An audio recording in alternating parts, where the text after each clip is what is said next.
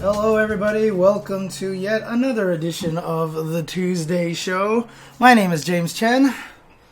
Hey, I'm Ultra David James. It's a pleasure to be back in your house in real life, as it is every week. Yep, and you're looking a little blocky here today, but you know, that's just what happens when you have to drive through these freeways full of social quarantine, social distancing kind of situations. So. Oh, let me tell you, the traffic to get here was incredible. Oh, it took so long to drive all the way down the freeway in real life in my actual real life car. Exactly. Sure. And yeah, I mean, definitely looking a little matrixy right now, but you know, we'll take care of this. It's all good. I think Discord is actually just kind of behaving a little funny right now. Well, no problem. I'm not sure what you mean by the Discord comment, but in any case, it's happy to be here. Let's talk about a few things today, right? We're going to talk about Evo Online, big news over this past week, of course. We're going to talk with one of the developers from Them's Fighting Herds, ManeSix, about their game's inclusion in Evo Online, as well as some other topics. We're going to talk about the CPT Online. We are going to talk about SonicFox calling out the NRS scene and other interesting discussion topics in 5-5 matchup. And then there's other stuff. I mean, we have some results to discuss. There actually was some news this week. Okay, all right. Well, let's just go ahead and get started with, obviously, the big news, which is, of course, Evo had already announced that they were going to go online for 2020. And then there came the flood of all the disconnects and rage quits and, teleport jokes and everything like that. But then this past week, Evo kind of threw out a little bit of a shocker to everybody and announced that the original lineup is getting exhibition matches, but the actual event of where having open tournaments where people can play are going to be 4 different games out there that we were unexpecting. Yeah, exactly. So, of course, the original main game lineup: Street Fighter V, Dragon Ball FighterZ, Samurai Shodown, Grand Blue Fantasy Versus, Soul Calibur 6, Tekken 7, Under Night in Birth, and Smash. Those games are, just like you said, getting content and exhibitions, except that Smash is not. Smash is not listed as being one of the games that's going to get anything. So Smash, not even in there. Yeah, it just disappeared. They said, we're going to have content for all the original games announced, and they showed the 9 boxes, but one of the boxes got replaced by the Evo logo. Yeah, Smash mysteriously disappeared. It did. Same... Marvel 2's is not either. That was going to be an exhibition, if you recall. There was kind of a funky situation that they had going on there with Marvel 2 being included. That may not be happening either, I guess, but we'll see. And then as far as the 4 games that will actually have open online tournament brackets, right? Four new ones, or at least 4 games that weren't at original Evo this year. Mortal Kombat 11, Killer Instinct, Skullgirls, and Them's Fighting Herds. Those will be the 4. Yeah, and as soon as I saw that announcement, I was ecstatic. Talk about sending out the right message, especially as the fact that, 2 of the guys who created Evo, Tom and Tony Cannon. Well, Tony Cannon, I'll give him the majority of the credit, is the guy who designed GGPO, who basically invented rollback netcode, so to have them really promote the games with the rollback netcode as being the official tournament, I think is absolutely amazing, sends a strong message, and, there is some stuff that they've already been I see people talking about in the chat and everything, but it's making waves. This whole concept of rollback netcode is really starting to make waves to the fact that, Guilty Gear Strive is going to use rollback netcode. They're replacing it, and what was it? There was something else too, but anyways, Evo Online is going to be using those. He's going to be playing those 4 games, and I think that's absolutely fantastic. And just as a little bit more info, it'll take place over 5 weekends: July 4th through August 2nd, which is the weekend of the originally planned Evo. So what the exhibitions and content include, I don't know. There's no, as far as I know, no more info about that yet, at least publicly. And then as far as like how the tournaments are being run, as far as I know, that's not yet explained either. Smash GG, I guess, is going to be involved, but in terms of the rest of which game is being run when and all that sort of stuff, I don't think that information is out quite yet. But yeah, I mean, so this is the big news. Now it's time to speculate, and now it's time to sort of think about what the impact is of these decisions related to Evo. I know that when we discussed that Evo originally said that it was going to be doing stuff online before this announcement, we were hoping that they were going to have games that had good online play. And I remember, I think I said that I didn't expect that. But I mean, here we are, and it's cool. From a legal perspective, I am very curious about like how I assume contracts are involved. Like, I don't even know what they do really, but I assume that like they have a license from rights holders to do these things, and I don't know if that, like, are they obligated to keep doing the initial games because they had some contract before, or do they just like want to keep doing that anyway? What kind of arrangements led to them doing the games that they did put in, some of which they chose not to put in Right. the main Evo lineup in the first place? So I wonder about how all that went down legally. I don't have any conclusions about that stuff because I don't have any info about that stuff. I'm just very curious about that.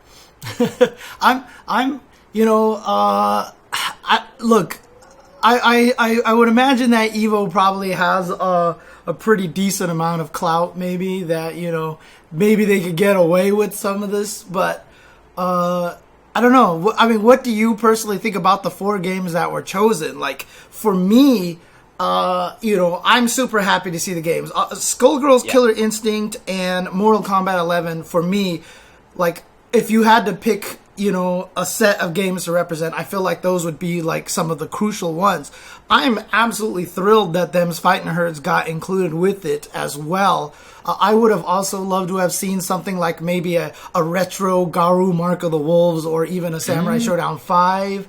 I also would have really thought it would have been cool if they included a Punch Planet, which I felt like probably could have been added to the lineup as well. But look, I'm not going to lick a gift horse in the mouth. We've got... Oh, God, that wasn't even supposed to be a pun.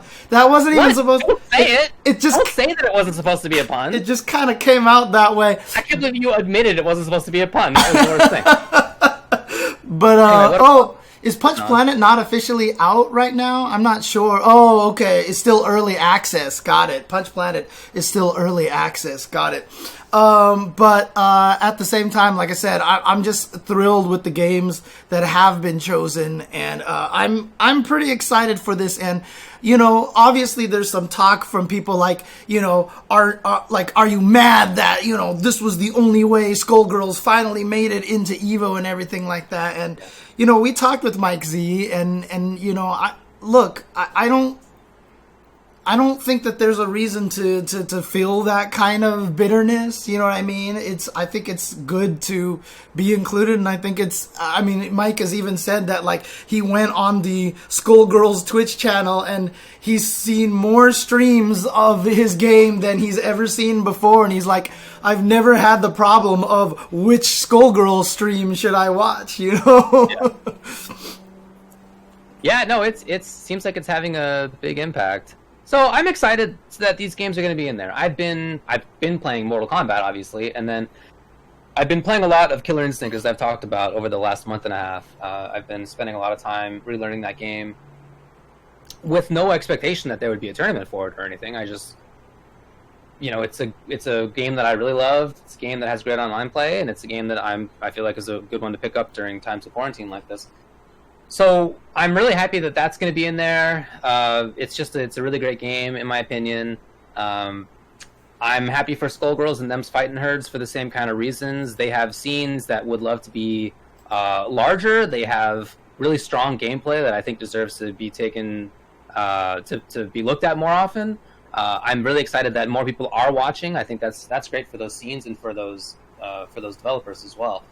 I get it. I mean, when people were talking about how, it's kind of, it's like a sort of backhanded compliment, right? That you make it into Evo in this way, where it's, you're maybe not like important enough to get into main Evo, but okay, so it's now we can only play online, I guess. All right, like I get why that may feel right, frustrating. I certainly get that, and as a big Mortal Kombat fan, I mean, I found out on this show live. I was super bummed that it was not at Evo. I was super bummed, right, for sure. So yeah, I mean, keeping up with that scene, there are certainly people in there who were already not. I already felt like Evo didn't really like their scene and their game. Mm-hmm. And then when MK11 did not make it into Evo this year, they sort of were like, well, we'll never come back. And now, I don't know what they do. I mean, I'm gonna play or commentate or whatever it is that they want me to do. I was planning to run, Rick and I were planning to run a Mortal Kombat side tournament. Right. Offline, right? So, I mean, I was still intending to do stuff, but frankly, quite a bit of the scene was not involved in that and wasn't interested in being involved in that. So I'm not sure how they're taking to this. I've seen some people say that they are going to enter, they're excited, look, they get to play more Mortal Kombat, maybe they can win something, that's all unclear, but maybe. And, they'll play whatever, they just like the game, they want to show off the game, yada yada, they want to show off their play. But I think other people still have some reservations. For the KI scene, it seems like it's Killer Instinct scene didn't expect to get into Evo, like right. the lineup, whereas MK did. So I think that may be like one of the biggest differences here in terms of that scene's response, which has been very positive from what I've seen anyway. And from what I've seen about the Skullgirls scene, I've seen a couple people say that they're like, this kind of like, oh, we weren't good enough back in the day, but like now since the online play, I've seen some of that, but I've seen much more of. Look, this is a big chance, big opportunity for people to see the game, big opportunity for people to find out that they like the game, and maybe we'll get more players out of it. So that it's a positive thing. I've seen more of that, I would say. Yeah. And as far as the Them's Fightin' Herds scene, I'd like to talk to Nappy about that in a little while. I think in particular, it's a scene that I'm not as familiar with, so I would like to know what the scene is thinking about there. We'll talk to them about that in a little while. But yeah, no, I get it why people would be frustrated that this is how they get in. That said, I do think it's cool that they did get in. I'm excited to watch it, and like if I'm not commentating it, then I'll be entering Killer Instinct and Mortal Kombat. Right?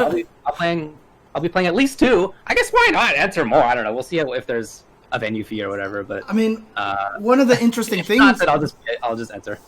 One of the interesting things is though that Wizard actually tweeted out, if the fans are really excited and engaged by Evo Online, we could possibly add it to our future event roster.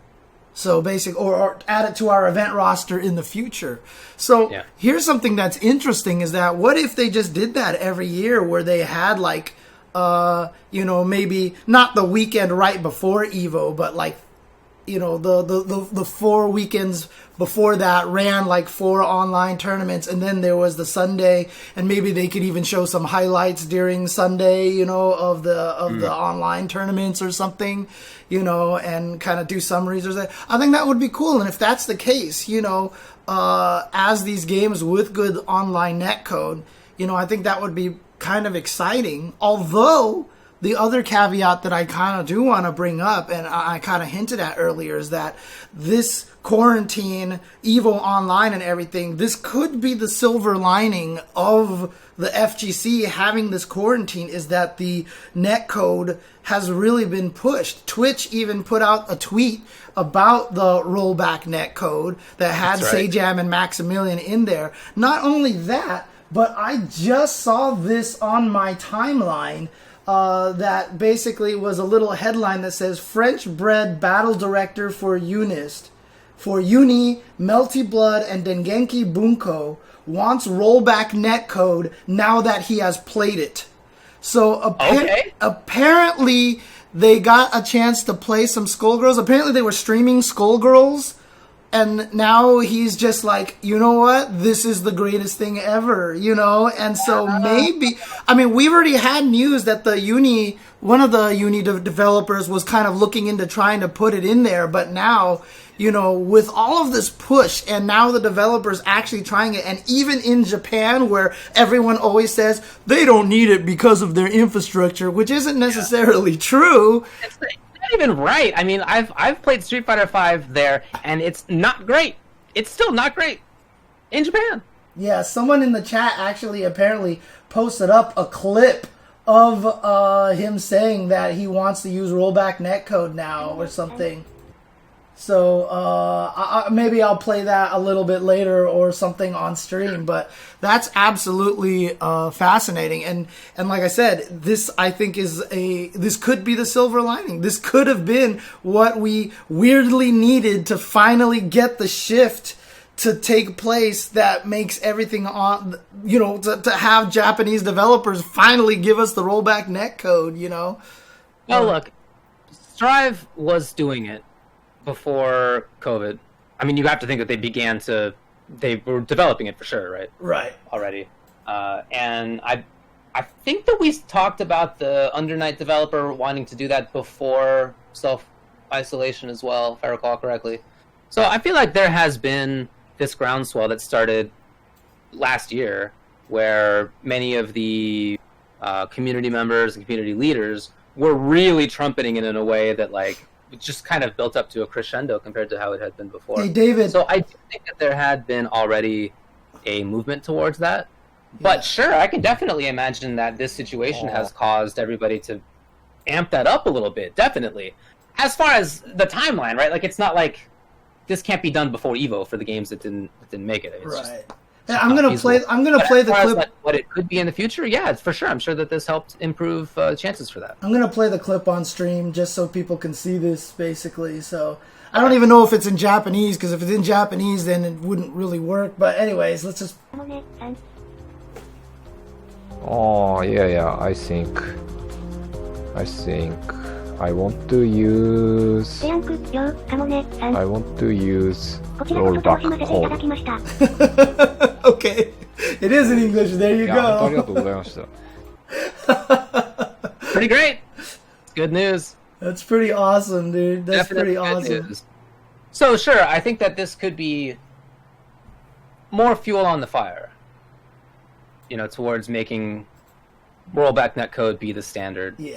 I still think that's probably a ways off in reality, but this could be, you know, an extra cause for making that happen, for making people begin to work on that, at least. The nice thing about that is there's so many resources out there, right? So SNK has access to Code Mystics, who have now had experience ripping out one netcode and putting the other. And now ArcSys is going to have that experience, because clearly Strive was developed with delay-based netcode, and they're ripping it out and putting in new stuff. And so, you know, there's resources out there for all these Japanese devs to go, okay, I want to do this. What are the things that I need to be ready for? What do I have to do? Like, oh, make sure that your game could do saved states. Make sure your game could, you know, they'll have all the little bullet lists for people to do stuff like that. Like Graham Blue, like people in the chat are talking about Graham Blue. I mean, God, if you turned Graham Blue into rollback netcode, Graham Blue could be the next biggest thing in fighting games, honestly. Like,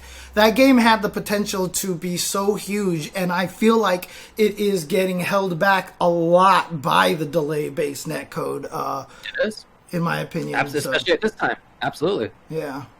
So to keep talking about the games that were added in here with the open tournaments, will you consider, or do you think other people will consider, the winners of those events to be Evo winners, or will they be Evo Online winners only? Dude, you know, considering the fact that Skullgirls will you can play someone on the other side of the planet and have it feel almost like exactly like you're playing offline, I would say I would include it. And in fact, also because those communities, that's how those communities I feel like are thriving, right? So they are playing mostly online and they're not getting as much offline play. So that's kind of the environment that they learn to play. This is very reminiscent, in my opinion, of the time when we went from arcade to console. And remember when we made that switch, everyone was like, you're not going to be a legit winner because this is not the arcade version, blah, blah, blah.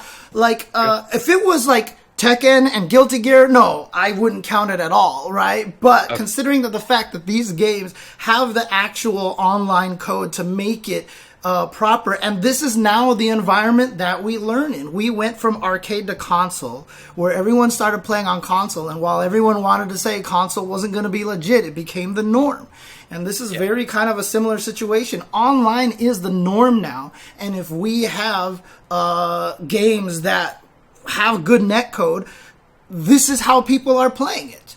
And so this is absolutely the legit way to play the game.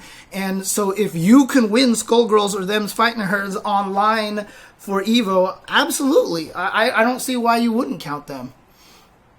I actually feel like these might be more legit than some of the offline Evo results in the past. Like when Evo had to go 1 out of 1 that time because there wasn't time, right? Because of time constraints. Like, I mean, this is for these particular games, they're good online play. This actually may be more legit in terms of the ultimate results than that was. Yeah. I mean, obviously there were issues in the past. But, you know... when did this happen? I don't remember the year at this point. I mean, early 2000s. It happened twice. It happened to Third Strike, and it happened to MVC2. It happened to MVC2 at UCLA, because UCLA had to close, and it's not Vegas, and we weren't allowed to be there until 3 a.m., and we were running on tournament standard time. And then it happened once in Vegas, actually, I believe. Or was it Cal Poly? I can't remember. I think it was Vegas for Third Strike. Yeah. It was Vegas for Third Strike, and was it Vegas? Okay. Yeah, I mean, look, the MVC2 one really didn't matter that much because Justin won, and so it's like, oh, you can't really say that wasn't legitimate. Yeah, he was going to win anyway, yeah. But definitely that one Third Strike tournament, which was offline, we had time constraints and we had to switch it to best of 1. Yeah, when Mike Wakefield got in top 8, nobody Come on, I wasn't going to bring up his name. Come on, man. Everyone gives him such a hard time, dude. I think it's hilarious. It was Makoto, man. Makoto is going to do that to you in a best of 1 tournament. Anyway, so yeah, I think that I would consider these games legit. Yes. And I agree with you. If instead it had been games that just have like weak delay based netcode, yeah, probably not. Mm-hmm. Probably, I think there might have to be some kind of like an asterisk, or just call them Evo Online champs, right? That's yeah. That's what you would do. Yeah. You just wouldn't call them Evo winners, but I think that you could call people who win these games Evo winners. Yeah, I've played against people in 3 of these games. Actually, I guess I don't even know where the people who I played in Them's Fightin' Herds were today, but I know that when I played, I have played Skullgirls and Killer Instinct and Mortal Kombat against people on different continents before, and it's been fine. And another thing, too, that it's interesting, which is actually where I thought you were going to go when you were talking about how you felt like some of these champions might be more legit. This also removes a little bit of the restriction of, can I travel? Right? Okay. And so if you have players who are just like, God, I'm so good at this game, I just can't make it to Evo. Well, this might be their way to actually try to show their skills at this point in time. And, you know, one of the things that you've talked about forever is, just depth of field, right? Yeah. The number of people out there. And by having it online, especially with games with good rollback netcode that mask, even bad connections and stuff like that, that depth of field increases massively. And so if you're anybody who knows anything about the FGC and you just can't travel to events and play, but you have a decent internet connection in your home, well, here's your chance, you know, and I think that actually kind of creates a, you know, it allows a lot of those people out there who might be hidden gems, you know, to come out and actually do some work. So, how many people, over under 3,000 entrants for Mortal Kombat? Ooh. It depends. Assuming that there's not, if there's a big venue fee or whatever, I don't know how they're doing that stuff yet, but assuming it's free to enter. I mean, you kind of have to be free to enter. I don't even know how they're going to do prizes and stuff because of that state restriction thing, you know. So let's just assume that it's like all other online tournaments, free to enter, no real prizes or anything like that. Yeah, I would say the Kolosseum's been getting like 500 people. Right, exactly. So I was about to say over 3,000. I would say over 3,000. Well, it's going to be cool to see in any case. As far as the games that are only doing exhibitions and only doing content, whatever that means, do you think there's any negative impact on these games now because they're not, you know, open tournaments? I don't think so. I don't think so because, I mean, let's put it this way. So all of our events have been canceled already. We're all kind of in this mindset already that, you know, we're not getting to see a lot of the things. The one game that I feel like is getting hurt the most is Grand Blue Fantasy Versus because it just came out this year. It had the potential to do some real damage in the tournament scene, and it's just getting kind of the short end of the stick. Games like Tekken 7, Street Fighter 5, even Soul Calibur, you know, all these games, Smash. None of these games are really going to be super affected by it. And this is kind of, you know, part of the argument that I always said is that, you know, if your scene needs Evo to thrive, then you need to work on strengthening the core of your scene, right? So I feel like, you know, Smash Brothers, Street Fighter, Tekken, all these games are going to be fine out there. Now, having said that, do I think that some of these games like Them's Fightin' Herds and Skullgirls and Killer Instinct are enjoying the Evo push? Absolutely. And, you know, might actually give the opportunity for people to see the light on Rollback netcode. Because can you believe that there are actually people out there who don't believe in Rollback netcode, that actually think Rollback netcode is worse? There are actually flat earthers out there who believe that Rollback netcode is not good. Talk about Rollback. My eyes are going way back into the back of my head. Oh, that one. God. Too stupid to even really talk about. Oh, man. As far as the future goes, as you said, Wiz has said that there's going to be, or that they could do more of this in the future. I hope that doesn't mean that the games that are in Evo Online now, because they have great online netcode, like, wouldn't be in regular Evo, offline Evo. Right. I mean, I feel like there's a reading of that tweet where it seems like maybe that's what he means, but I hope that's not the case. Right, because instead, I hope that if there's a really good showing for any of these games, I hope that they have a good argument for getting into like main lineup next year. Oh, yeah. I mean, the thing about it is a lot of people, you know, are kind of like down on, like they always think, oh, you got to pay your way into Evo and everything. But Evo has had a history of doing things like that, of, you know, good showings. Guilty Gear, like I said, was dropped one year and then had a good offline tournament, came back the next year. You know, Melty Blood was at Evo one year. You know, yeah. Unist had done a lot of things, and now Unist was one of the main events this year and last year as well. So they have a history of rewarding scenes that do this. But the question is, if they do an Evo Online, do you want it to be a separate event? Or like I said, do you want it to have it to be like a pre-Evo, like a hype building kind of thing? You know, what would you... I would rather it be its own thing myself.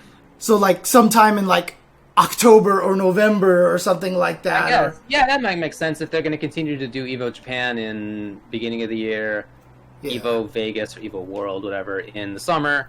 Yeah, maybe then fall is a reasonable time. I don't know. Okay.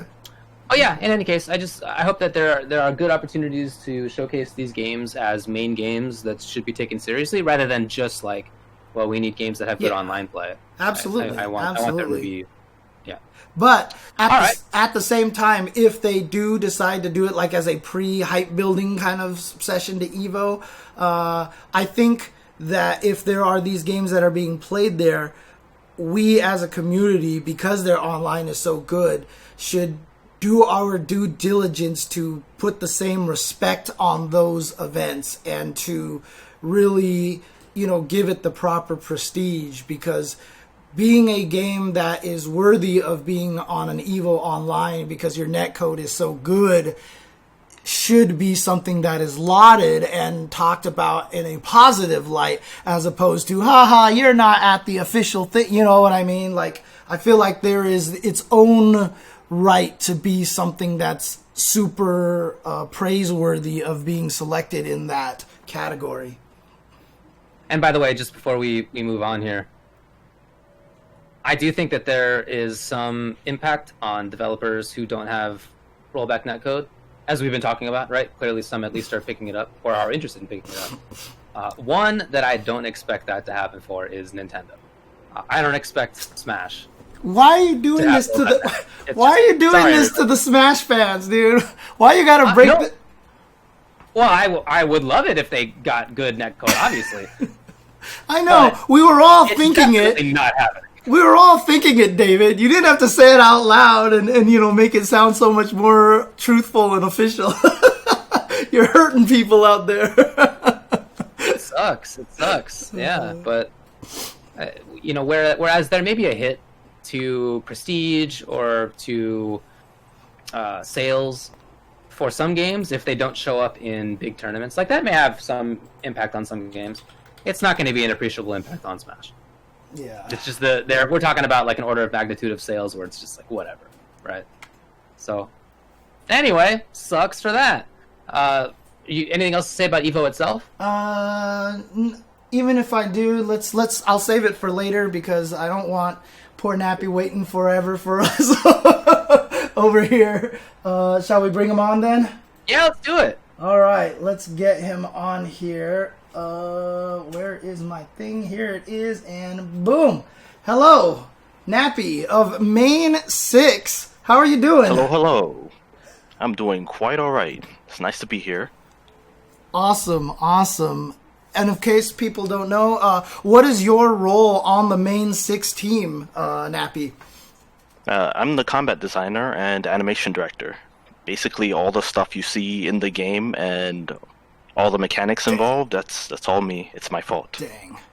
All right. Well, first of all, I'm just gonna say this: that since you said you're animation director, I want to say, and I just think that Them's Fightin' Herds is probably one of the prettiest fighting games that I've seen.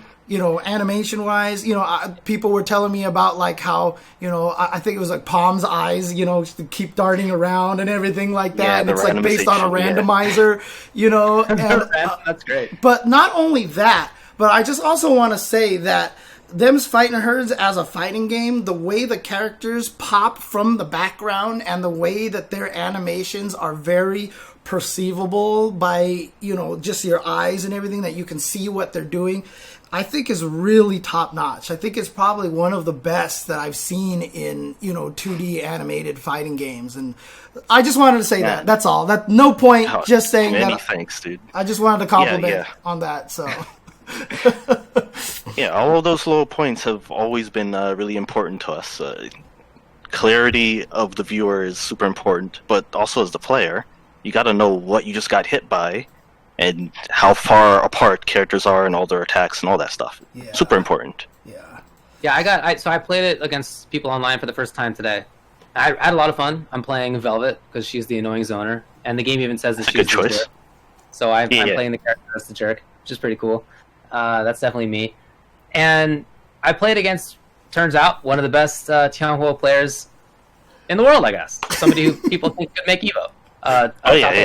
That dude's lurking around all of our lobbies, just waiting to strike. It was a lot of fun. And what made me think about it was James mentioned the animations and how I went from starting never having played against that character or gone into training mode with it at all, and I felt like right away, like I knew what was happening. I was getting killed, like the mix-ups, the spacing, I had that stuff, but like I could see what was happening in a way that I think, typically does take me longer in other games, now that I think about it. Yeah. So, nice work. Anyway, I had a lot of fun. Many thanks. Yeah. I'm on here to butter you up. Instead, we'd like to talk about Evo Online and how the game and scene is sort of reacting to it. But before we get to that, I think it'd be nice if you told us about your story of getting involved with the game and how it all sort of came to be. Man, this game's gone through many forms over the past, it's like 10 years now. It started out as just a simple fan project for My Little Pony. Right. A lot of you know the story, but like those of you joining us now, this was just a simple fan game. We loved the show. A lot of people do just artwork. Some people did music. There were some other like game developers like making like kart races and fun little things like that. We wanted to bring people into the fighting game kind of community because that's the genre we love. I was one of the first members on the team. I originally joined just to be an animator, but I had a ton of ideas that I just kept pushing. Eventually, I got my hands on the tools myself, learned it, put together a couple simple tests for our characters in Fighter Maker, and we kind of hopped off from there. Our original video was just one character with one move that just wall bounced over and over again. We put it up, we thought it was pretty silly. We woke up, it had like 500,000 or something views, something crazy like that, and we're like, I think this might be a thing. We should probably take this way more seriously than we were going to. Though in all honesty, I was always super serious. Like if I'm gonna hop into anything involving fighting games, I want it to be as good as possible, no matter what kind of cutesy package is involved. No. Yeah. Oh no, I was just about to say, kind of jumping ahead a little bit, if you don't mind. This game really kind of does. I mean, you were talking about like the history. It has a lot of kind of like blessed history, right? Because obviously blessed and cursed for sure. Yeah. Because I know that, for example, Hasbro eventually did do the cease and desist, which everybody was probably expecting kind of to happen. But then, I mean, talk to me what it was like being able to work. Tell me the story about Lauren Faust, her involvement, and how you guys felt about having her getting involved. Yeah. So when the Hammer of Dawn came down from Hasbro, of course everyone was just kind of, we were fully defeated. That there's not much you can really do in that kind of situation. It happens to fan games all the time. You get a little too big, you go too far, you're too visible, you get blown up, you move on to another project. Like as we were climbing out of the debris, Lauren Faust, the creator of the TV show that we were making a fan game of, gave us an offer on Twitter. I still can't believe it actually happened, but she was 100% serious. She was following the project. A bunch of the animators on the show were following the project. They were thinking that some of the other animators on the show were working on the game with us. Like, it was crazy. Dang. But she offered her help, and we of course accepted it. We wanted to see how far this kind of thing would go. And she made us a whole new universe, new characters, all kinds of cool stuff, and we kept going. We just kept going. No matter what obstacles came up, we just kept going. So how much of the characters' personalities and because obviously the characters have very distinct personalities. It's fantastic. I mean, Paprika makes me laugh just like every time I'm messing with that. How much of that was Lauren Faust? A lot of it was Lauren Faust. She has a ton of experience. She made a bunch of shows that we liked growing up, or at least worked on them. So she knew how to kind of make these characters very distinct. Not just from each other, but also from the characters on the show that inspired us in the first place. They still kind of fit similar archetypes, but it was important that we make it a point to start a new universe with new characters and make them characters that a new kind of crowd could enjoy as well. Awesome. Now, this is probably a question that you may not be able to answer, but I'm going to ask it anyway. Sure thing. Are there plans for new characters? And if there are, is she still involved with designing some of these new characters? Yeah, we had a whole roster planned out for the previous game, so I have a bunch of fighting game just mechanics set aside, ready to go. During our crowdfund, we hit a stretch goal that funded one extra character and their story mode. Okay. And that character is a goat. Okay. The only information that's available on her is that she can like climb walls and stuff like that, because goats have ridiculous balance. That's great. So we can kind of play around with that idea and kind of have fun with it. Sick. Yeah, I'm a huge fan of grapplers. So like there are types of characters that I want to get to eventually. Okay. I actively want to keep making more characters. Okay. All of it depends on how far we go past this point. But for now, we have at least the goat coming, and we'll see how people will like it from there. The goat. That's great. Yeah, the goat. Oh, man. All right. So, did you find out? I don't know if you can. Well, actually, one more question, David. One more question about the history. Okay. So I was talking about the dichotomy between being blessed and cursed. The other thing I felt like that was a big deal for you guys was the extended goal on Skullgirls, that if they got to a certain funding level, that they would let you guys use their fighting game engine. And, that I felt like was also a big boon for your team. Massive. Can you talk about that a little bit?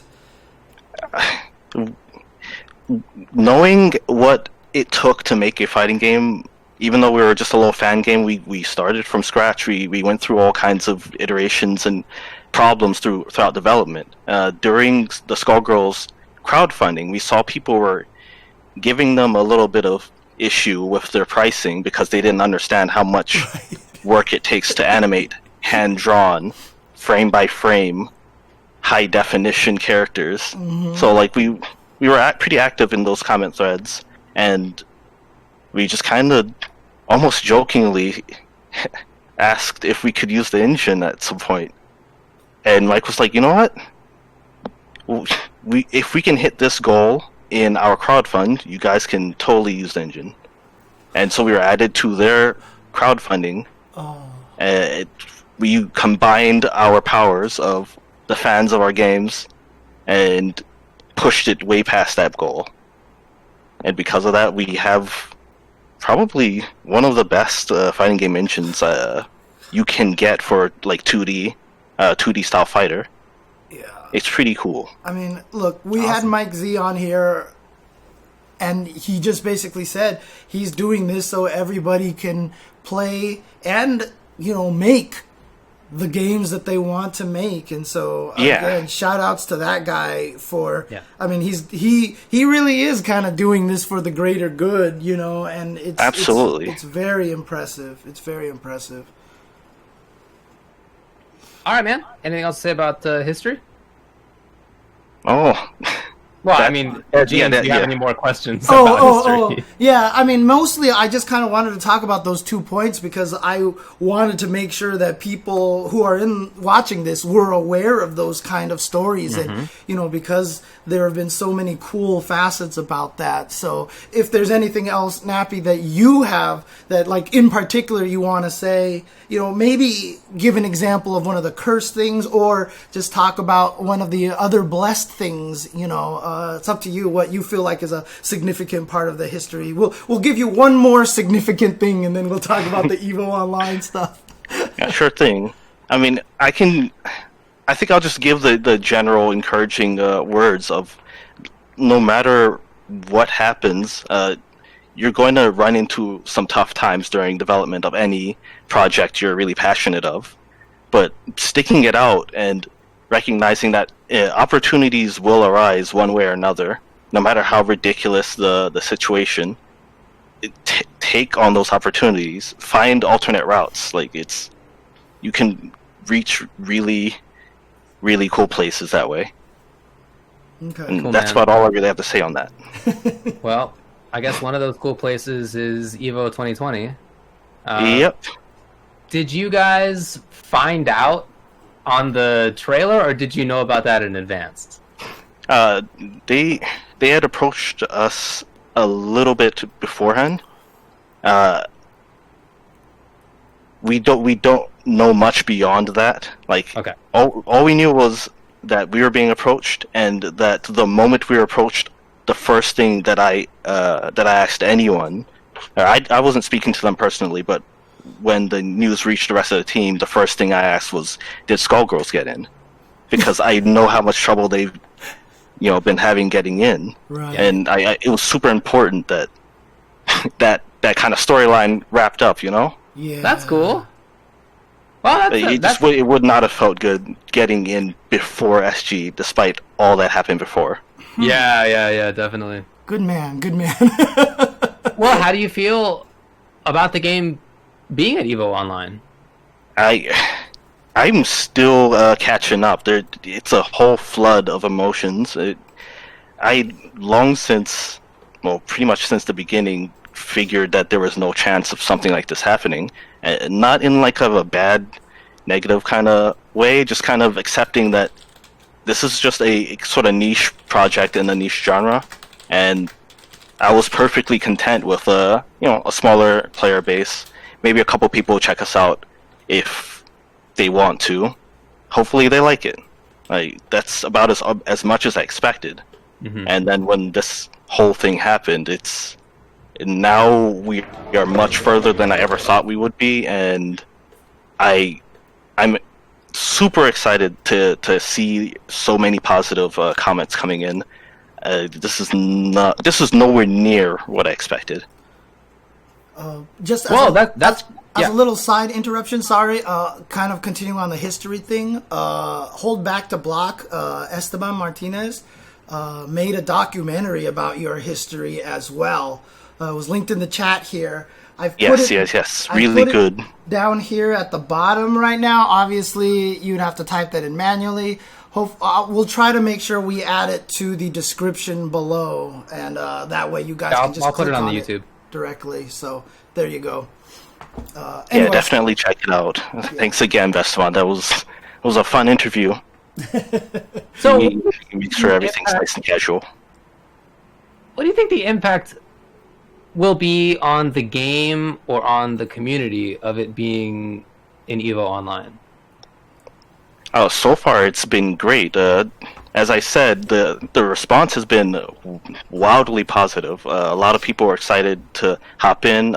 A lot of our longtime players are excited to see all the new people come in. A lot of them are having fun beating them in, like on their streams. Yeah, Guys, have fun with that. been there. Yeah. You got a small taste of that.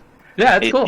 It's all been good. Like, this community, and I'm sure every developer eventually says something like this, but this community for our game is honestly one of the most supportive I've ever seen. Like, it's super cool. You guys were discussing some things earlier.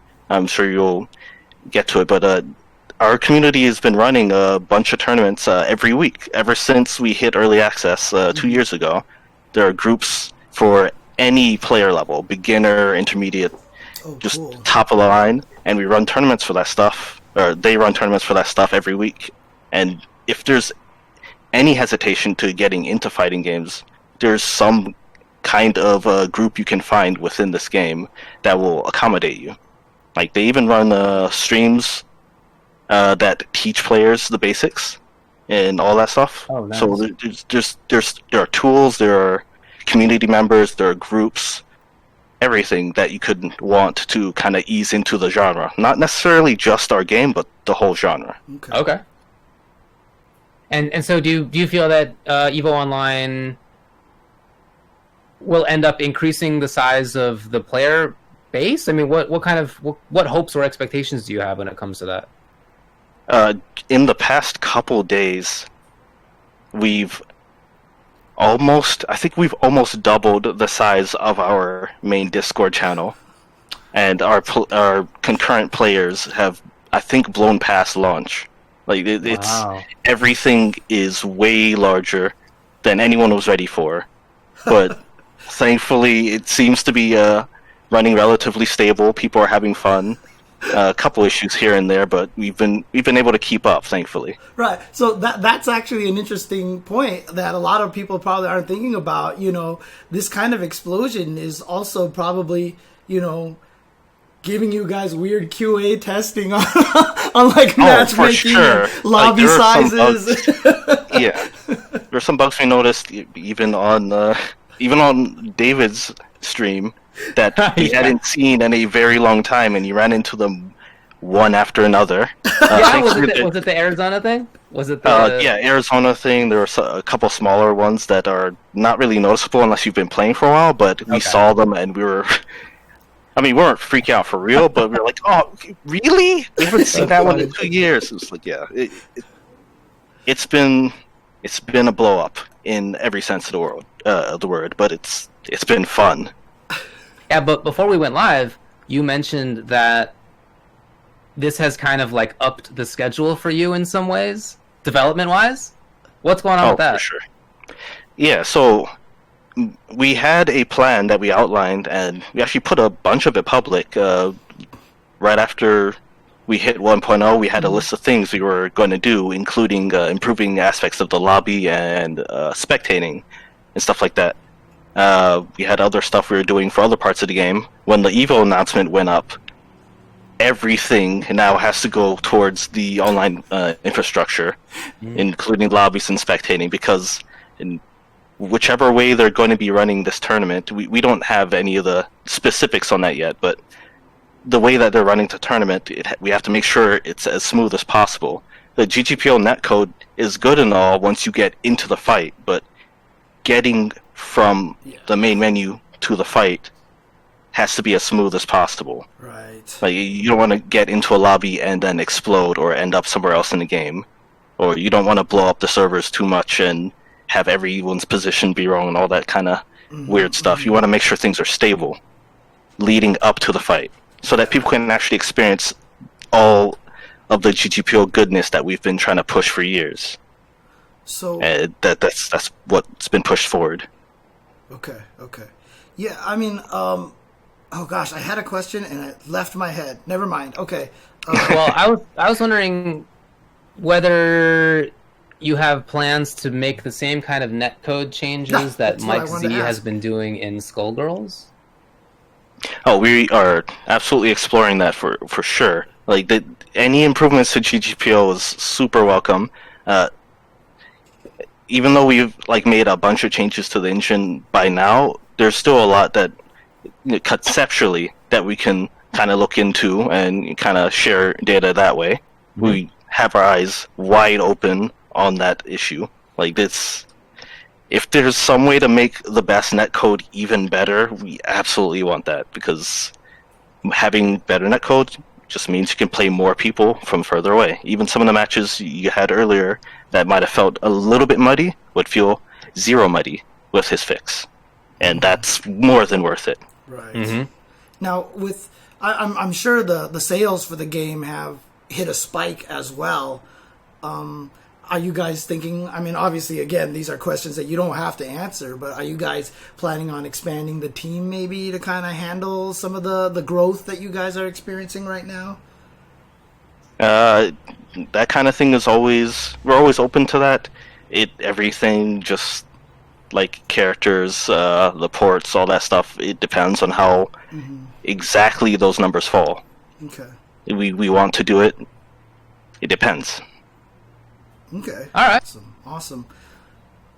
Okay, so you maybe briefly addressed this, but I'm just wondering, as sort of a general feeling, how do you feel about the integrity, the importance of online tournaments, and especially when it comes to Evo Online, how do you feel about how that will play out in terms of integrity of being the champion of this game at Evo?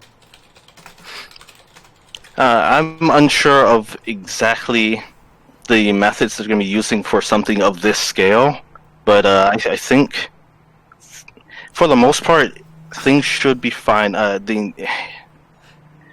I'm confident that this kind of thing can work out with.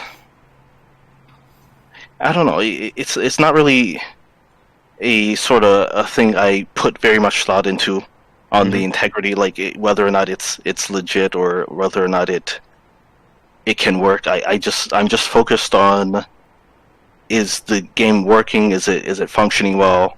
As long as it's functioning well, all of the top end stuff and how players perceive the winners of the tournament, all that will kind of fall where they do. I'm just more focused on, is it a fun experience? Do people like watching it? I think that makes sense. Yeah. And then a couple people have asked this in the chat. Any idea how Lauren Faust feels about it being at Evo? Well, this is definitely outside of the realms that she travels, but she's super excited every time she sees anything about the game kind of getting attention. People make it very clear to go up to her and thank her at every step of the way through Twitter and various other means. It's a lot of, like, this is all thanks to her for sure. Like, and she's very very excited for the progress that we've been able to make so far. Dude, when I started learning the game today and I figured out the things that Velvet could do, I was like, how could this be? This feels like it's going to be pretty busted. Like it's too much. Yeah, like how? Like I don't know. And then I played against not even the Husky, the Town Hall player, but also the other guy that I played against who played Oleander.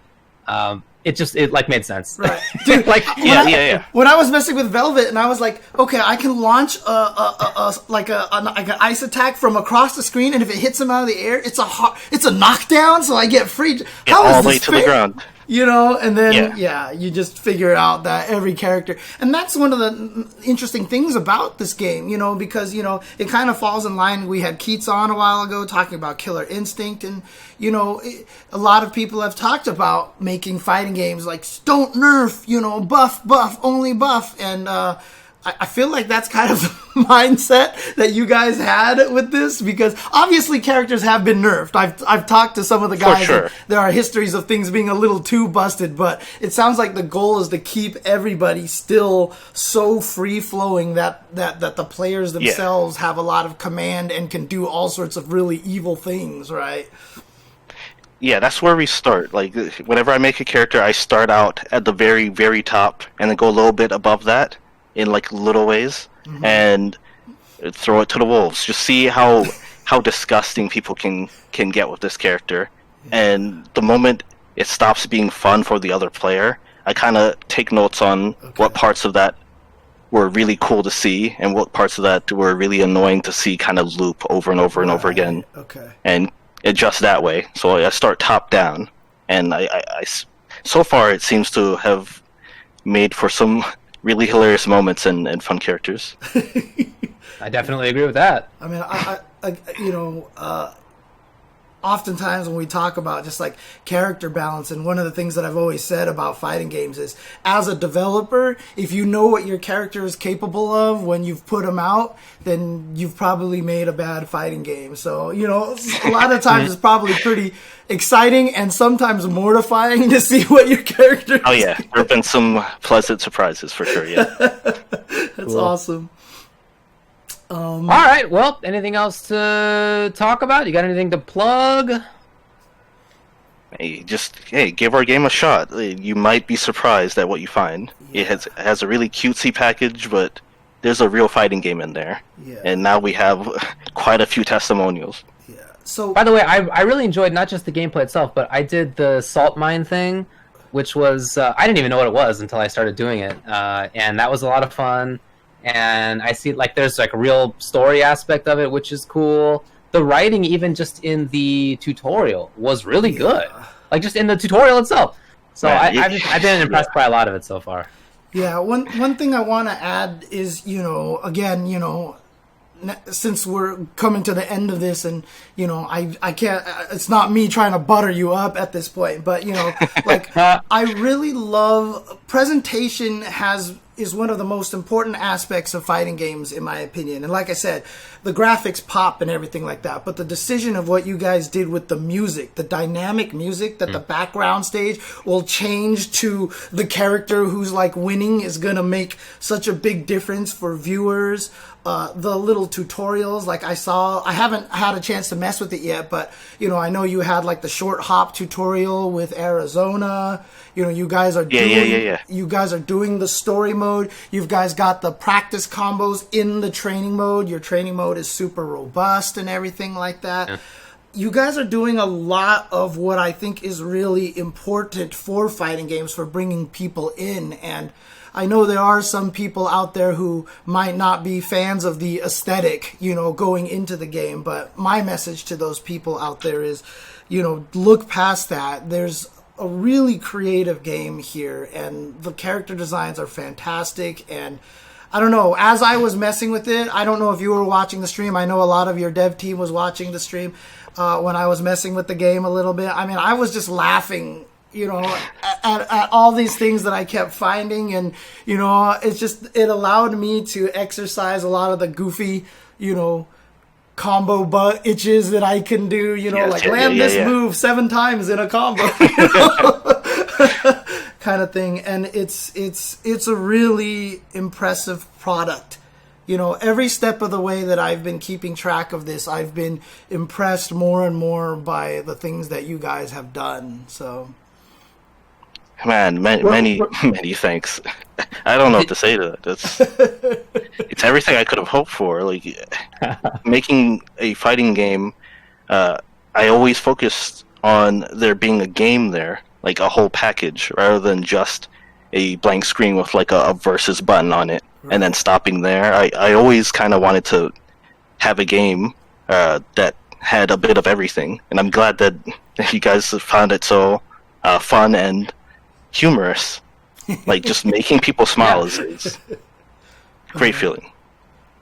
That said, I'm actually not sure, James, what did you mean by dynamic music? When I was playing against this Tianho player, there was only one song playing the entire time. So the thing about that, there was... Oh, yeah.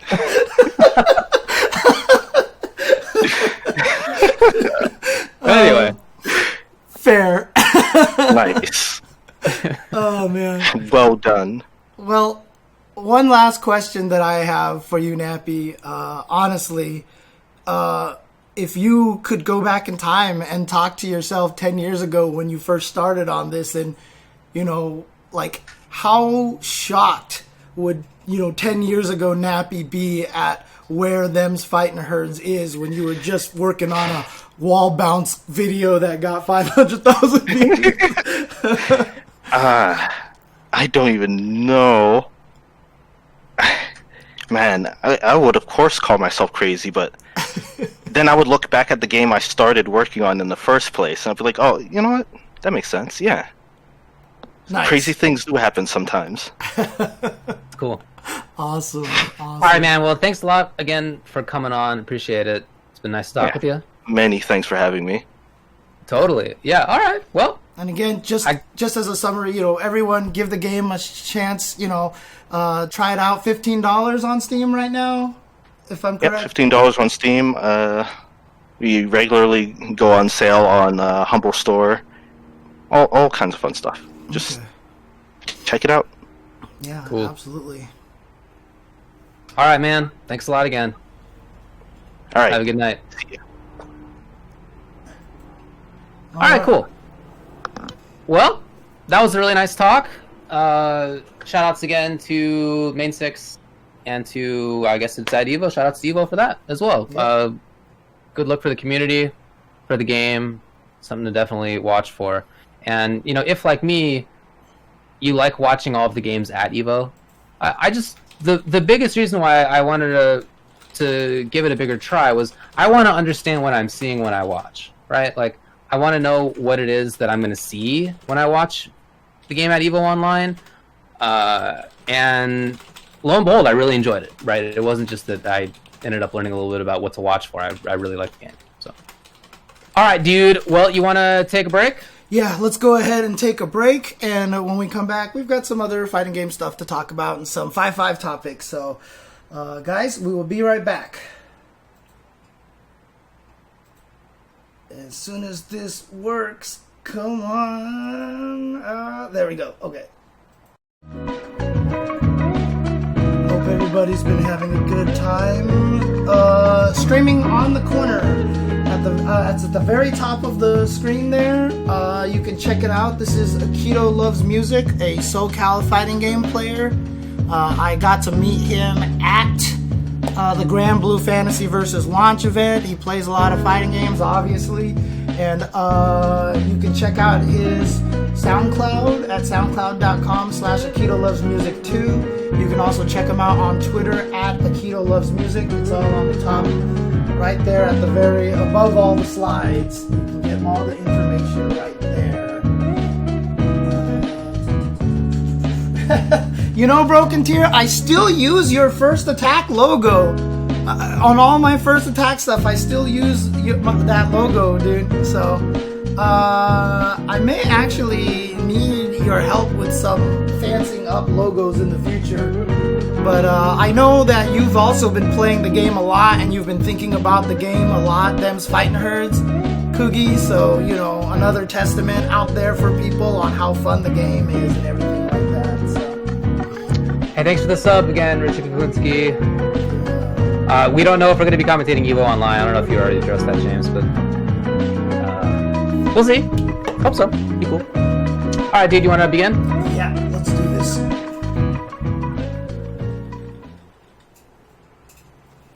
Hello, everybody. Welcome back to the Tuesday show. Let's move on to the next topics that we have over here.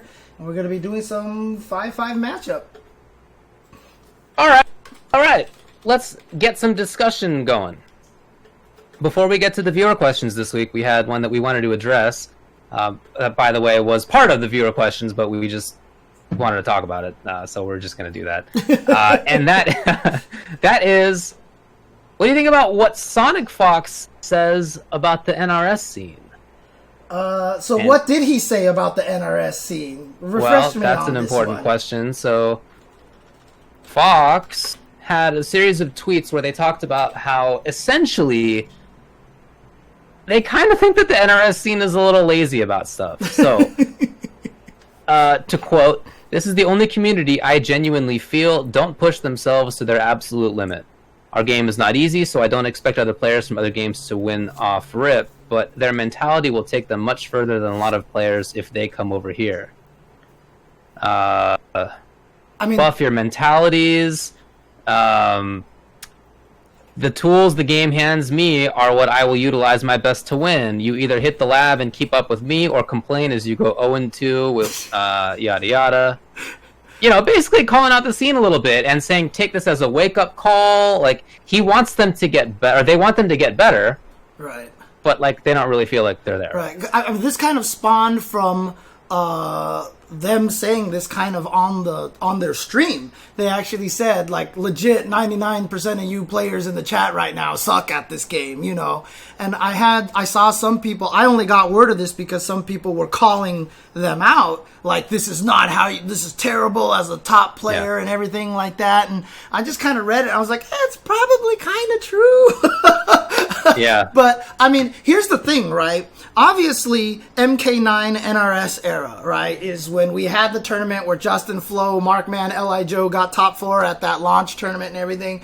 And it was definitely, there was a lot of, you know, critiques of the NRS community that they're not particularly the strongest community. Flash forward to MK11, I don't think that's necessarily the truth, right? There's so many players out there who are super amazing at this game, and clearly, you know, whatever game they touch, they would be very, very good, you know, outside of SonicFox, right? So Dragon, for example, was doing really well at Soul Calibur tournaments when he was playing Soul Calibur at first. You know, I can't even imagine that half of these other guys like Kombat and everybody else, if they found the time to dedicate themselves to other fighting games that they wouldn't be amazing at them. But, you know, as a person that watches NRS all the time, you know, who's always watching these players, how do you feel about, you know, what SonicFox is saying, that the NRS scene is a little lazier than other scenes and such?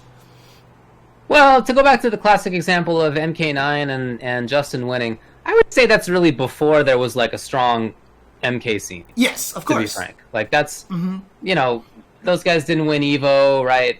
PL won Evo the first couple times. Like that was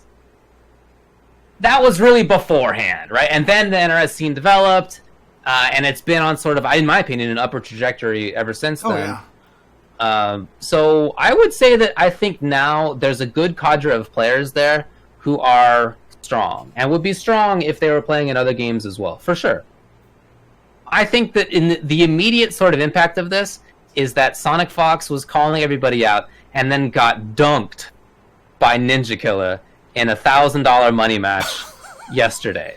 10-3. Okay, so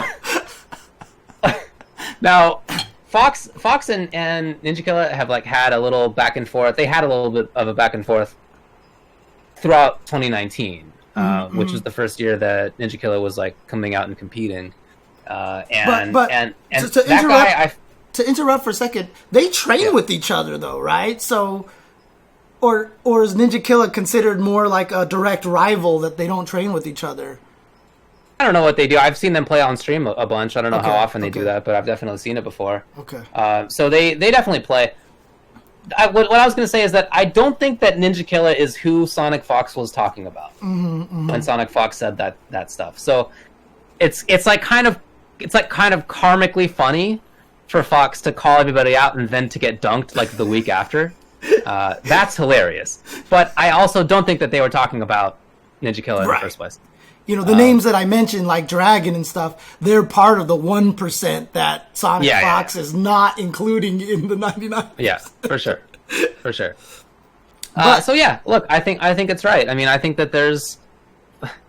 I every time I'm on commentary and somebody does a command grab after hitting the opponent, I just can't help myself from pointing out that there's a way that you can just select the right option, you might say, so that your command grab will only come out on block. And just nobody does it. I'm the only one who does it. All right?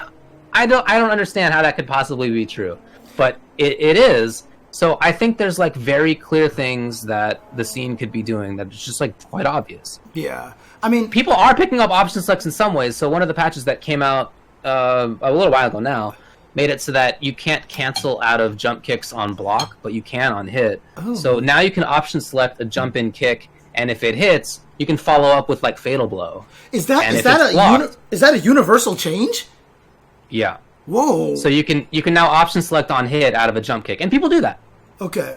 So people are doing it a bit, but like, boy, there's really a lot more that they could be doing for sure. I mean, it's just an interesting situation because, you know, one of the things that SonicFox was saying is that, you know, people just want things nerfed or buffed or you know, etc. And, you know, it's funny because, like, you know, it's something that, you know, again, we see this in every scene. But, you know, in the NRS, you know, I saw a bunch of people complaining that the anti-air normals were too good.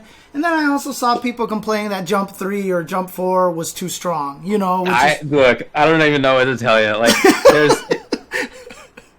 I would say every scene has people who do that. Yeah. Oh, yeah, yeah. You see that in every scene. So I would just want to preface this by saying this is not exclusively an NRS scene. Yeah, because I mentioned that we see this all the time because there was also I want more defensive options in Street Fighter V, but I don't want invincible dragon punches. You know, same kind of situation, right? So yeah, but yeah, it's very common, and I get tagged all the time by people who are just like, hey, you know, I think it's stupid that like.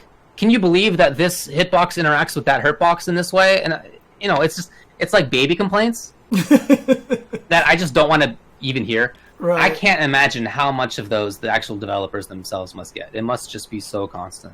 Right. But in any case, yeah, I mean, there certainly is complaining in the scene like there is in many scenes. And I think, unfortunately, that there is maybe a bit more in the NRS scene.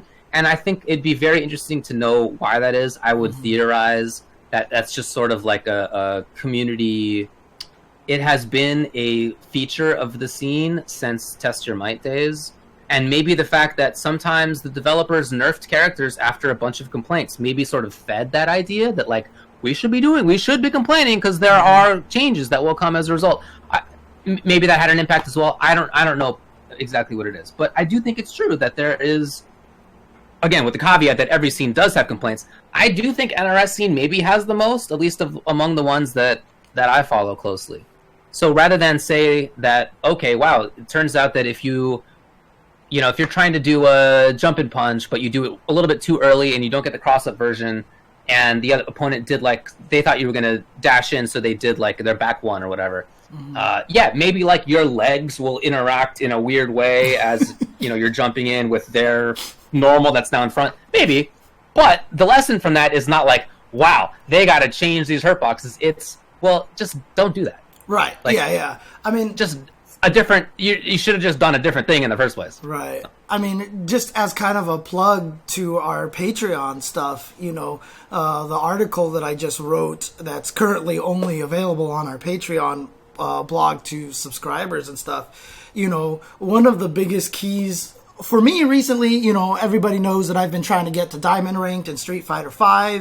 For a long time, I was stuck in Gold for a really long time, and I was losing a bunch, and I was really upset with myself. And one of the things I wrote in the article that I just put up was one of the biggest keys to my advancement was, I really sat there, and this happened literally on stream, because I was like, I'm terrible, because I was losing, and I just asked myself the question, why do I think I deserve to not be in Gold? Why do I feel like I deserve to be higher than Gold? I don't play the game. I don't study the game. And I don't study my matchups. I study the game for commentary, but I don't approach it like, oh, okay, in this matchup, how do I counter this? What's my optimal punish for this, kind of situation. And, it was really kind of when I just looked at it and I was like, you know what? I'm exactly at the rank that I'm supposed to be at. Mm-hmm. Like, this is literally where I'm supposed to be. And that's one of the hardest things for a lot of people to accept when they play fighting games, And so what I do like about what SonicFox said, one, I do feel like that's a good way to light the fire under a community's ass, right? Like, you know what? Step up your game. But then the other thing that they said that I think was really important was that they said, look, this game is hard. You have to put in the work, and as much as everybody wants to sit there and talk about how Mortal Kombat 11 is like, oh, it's like an easier game than previous ones. It's not even true, because in the other games, if you just had your mix-ups down, you could just kind of steamroll someone and get a win from, every once in a while. But this game, you don't really get as much, and this game is so much more detailed on, like, knowing strings and frame data and everything like that. And so I'm glad that SonicFox, put that out there. This game is hard. You have to study in order to be one of the best players. And the third thing that they said was, look, I'm using everything that the game is giving me. And you should too, right? Because that's always the thing. Yeah. Whenever you play a fighting game and Daigo is killing you with Ryu, when you pick Ryu, you're using the exact same Ryu that they're using. They don't have extra experience points. They don't have, special buffs or anything like that. They have the exact same character that you're using. And it's one of those things that you have to understand about fighting games. If someone else can do it, you can do it too. Again, I just want to point out that while I do think the NRS scene has maybe more complainers than most, it's something that happens in every scene. I don't think it's like a lot more in any case. But I do agree with Fox in general that I think that some players could be doing more. And so I think it's fine to call people out for that. I mean, if some, like, nobody who had never had tournament success in a Mortal Kombat game said that, then I get why nobody listens to me and doesn't do option selects. I'm not going to light a fire under anybody's butt. Like, who am I, really? I play the game, but I'm not, like, out there, like, getting top 8 or whatever. But Fox never got worse than second place all of last season and won a bunch of stuff, including the biggest thing. So in multiple games, by the way. Yeah, well, I mean, for sure, they're one of the best players in fighting games, no doubt. So, I mean, it's hard to have any That's an unimpeachable position, right? That Fox is in, where you can't say like, oh well, show us then if you're so good. No, it's like obviously right. Fox is ridiculous. And again, just to reiterate, all the stuff that I was talking about, about mentality and getting out. That's a message that I'm giving to everybody, not just the NRS scene. That's an overall FGC kind of message that I have. So, like a very common complaint in MK11 is that you can't meaty people, that you can't stick buttons into them as they're getting up. The only 2 games that I know of where when you were getting up, you couldn't do anything except for sit there, that are 2D games, or Mortal Kombat 9 and Mortal Kombat X. That's it. So if you're... Was there actually a mechanic in those games that made it so when you got up, you literally couldn't like jump away or something, or? Yeah, you're in hit stun. Like NRS hit stun doesn't mean that like it's a link opportunity. Right, it means that you can't do anything except for block or tech a throw or flawless block, I guess, in this game. Yeah, you were stuck in that. I don't remember the number of frames, but yeah, you were stuck in that for a bit. MK11 doesn't have that. So MK11 joins like every single 2D fighting game otherwise, in the sense that you can move when you get up, right? That you're invincible until that time, and then you can do stuff. It's like every game, other than the other 2 that were Mortal Kombat games. Dude, I had no idea about that. Okay, yeah, okay. So look, this is a common complaint. Common is overstating it, but it's a complaint that you hear sometimes from MK heads, that MK11 is like this. You can't do media attacks. Yes, you can. It happens in every other fighting game. The thing is that in MK11, with roll back and forward, with delay wake up, which you can do in a number of different timings, and with wake up attack, it's there's quite a mix up as to whether to do a media and what timing it would be. But you can definitely do it. Yes. Yeah. Yes. I mean, again, it's the same thing with Street Fighter V Season 1. Everyone's like, wake up jab is too good. Like, you can't media anybody, just practice. Part of why I'm really excited for the implication that there's going to be years of support for MK11 is that I'm really excited to see people play this game when they're like maxing it out, right? Rather than... That's always the I can't do media. At some point, you get past that, like with SF5. You get past that. Every game has done this, right? Dragon Ball, like everyone, the way that the game changed so much that the sparking comeback option is no longer the comeback option, and they had to add another comeback option to the game. It's like the way that the games develop and change over years is one of the most exciting parts. And yeah, absolutely, MK11 is just through its first year. And for the most part, the first year is usually the least accurate for obvious reasons, and things are going to change a lot. So yeah, this year for MK11, I think is going to be pretty exciting, because we're going to start seeing things shift a little bit, and people are going to think about how they want to use the meter a little bit more. People may be trying to... I mean, the one hardest thing about MK11 is that it doesn't have the input buffer, so frame kills, those kind of things are a little bit harder to do than in, say, for example, Street Fighter V. But, people are probably going to try to find techniques where they can do frame kills for perfect meaty setups and things like that. Now, MK11 also allows you to stay on the ground a little bit longer, do wake-up attacks, kind of change the timing a little, so it'll be a little bit tough to handle. So. You can definitely do frame kill situations, but again, there's so many different wake-up times that the opponent can do that's really more what the mix-up is. Yeah. In any case, we'll talk about later. There's going to be some new mechanic added to MK11. I don't know what that is, but we'll discuss that later on. Oh, wow. All right. Okay. Anyway, shouts to Fox. I hope that this does light a fire under other people. But again, there's already a lot of really good players in the NRS scene. Right. All right. Let's move on to the viewer segment of 5-5 matchup.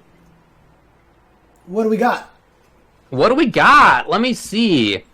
So we did the first one, which was, what do you think about SonicFox saying that NRS players are lazy? So we obviously already made that happen. 2, is there a fighting game or character that you love the look of, but just don't enjoy playing? If so, which? 3. How could we make fighting games more accessible for blind people? 4.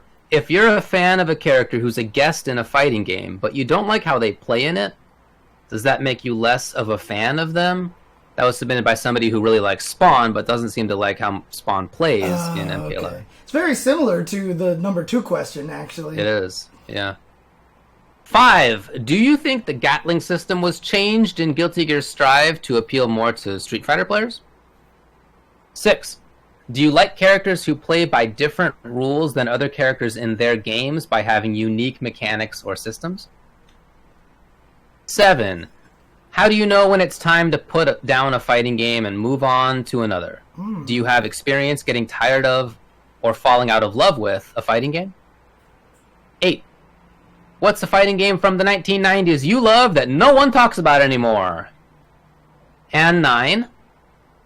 Are games based on original IP like Skullgirls, Them's Fightin' Herds, Fantasy Strike, etc. capable of becoming mainstream successes? Or is the advantage of established IPs like Street Fighter, Mortal Kombat, etc. just too strong? So the result is that last one about the IP tied with how do you know when it's time to put down a fighting game and move on to another? Okay. Interesting. So do you want to do how do you know when it's time to put down a fighting game and move on to another? Yeah. Because I think all of us have experience with getting tired of or falling out of love with a fighting game. It's certainly happened to me before. Oh, yeah. Absolutely. So it's happened to me with the game that I currently think is my favorite fighting game, Street Fighter 3 Third Strike. I went through a period of hating. I really didn't like it for a while. Starting in about 2008, I would say, maybe even 07. I started to... Maybe it was 08 or 09. Anyway, it was around that time. I fell out of love with it, and the reason I think in retrospect was that I was playing such a tough character to win with. I was playing Q, who was not a great character. If it turns out that I think I was not maximizing. I was not maximizing for sure what the character could do. But it's tough to win with him regardless, even if you're maximizing him.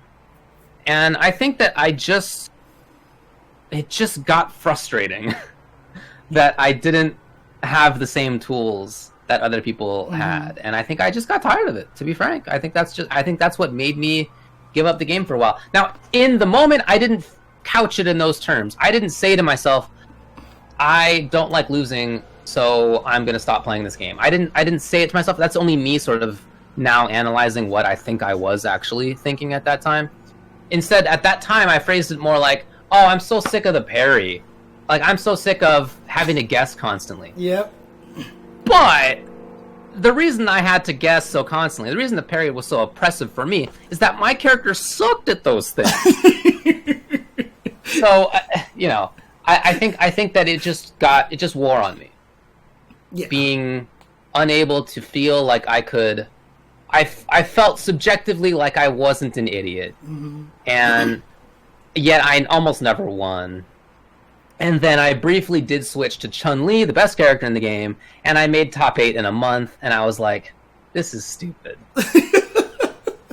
And in fact, it was me switching for that month and making top 8 at Family Fun that was the nail in the coffin for a few years. And it wasn't until the 25th anniversary tournaments, which came by a few years later, that I had to sort of relearn it for commentary purposes, and then I was like, wow, I missed this game. This game's a blast. So, yes, I have had that experience. I now love Marvel 3. I hated it for a while, I think for probably similar reasons. Like, I felt like I couldn't control the craziness. I felt that there wasn't enough neutral game and strategy in it. And I think, looking back, I just wasn't great at the game, and I wasn't using a very good team. And so the problems of the game are highlighted when you're using characters that have more problems than the rest do. And I think that I put myself into that position a couple of times, and that I think that wasn't good for me. Do you see this image that's linked in the chat over here? Whoops, hang on a second. I'm going to try to get this up here. I see me phasing out of existence. Yeah, sorry about that. I'm going to be doing some crazy things here, but I'll put this image up just for people. So in Marvel 3 Vanilla, I played a good team. I played She-Hulk, Spencer, Doom. That was definitely good. And then in Ultimate Marvel 3, after She-Hulk got nerfed, I switched and I was playing Hulk, Hagar, Thor. So I was basically playing Team KBR or Team Jan. Right. But with a worse assist and worse anchor, right? So here's this little image that they put up here. I don't know if you see. What do you got here? Ultra David's what in the world? Descriptive tier list. All right. 7 years. Oh my god, this is hilarious. 7 years as Q, 3 times in top 8. Yeah, that's right. 1 month as Chun-Li. Yeah, that's true. Okay, that's hilarious. Who made this? I don't know who made this. Tell me who made this. That's so great. Oh man. Whoops. Okay. I've accidentally. It is true though. I've accidentally. That was my experience. David Inception. Hang on a second. You know, it's so funny. I've discovered I actually need a third monitor because I can't do all this stuff with the 2 monitors that I have because nice. I have one that's capturing David and then I have to move the XSplit around and do all this stuff and it's kind of... you can just double me. That's okay. Nobody can complain. In conclusion, I think that if I had played better characters, then I probably wouldn't have fallen out of love with those games. And I haven't made that mistake since then. For a while I was playing Dan in SF4, who was underrated, but still wasn't one of the best characters. But that was during a period of time when I didn't feel like I could compete because I couldn't control my hands very well. Right. So it just was a different sort of mindset. But whenever I felt like I could compete, I'm not trying to play bums anymore. Right. For sure. The interesting thing about it, though, is the funny thing about the stories that you're telling, though, is that you kind of fell back in love with these games, right? And, yes, I did. So, I think with this question is, for me, the interpretation that I have is, when do you find a game that you kind of are just like, you know what, I need to just stop and not play this game anymore. And honestly, it's just when you find out you aren't enjoying what the game is about anymore. Despite how many years you put into it, the most recent game that happened to me with, like, in a serious fashion, like something like Dragon Ball, I just kind of gave up at because, but that happened very early on because the way that the game was playing just wasn't something that was gelling with me so much. But yeah, the most recent game that I literally fell in love with, and I just made a hard call just to stop playing it, was Street Fighter 4. Actually, was during AE. I was playing at a tournament at Wednesday Night Fights.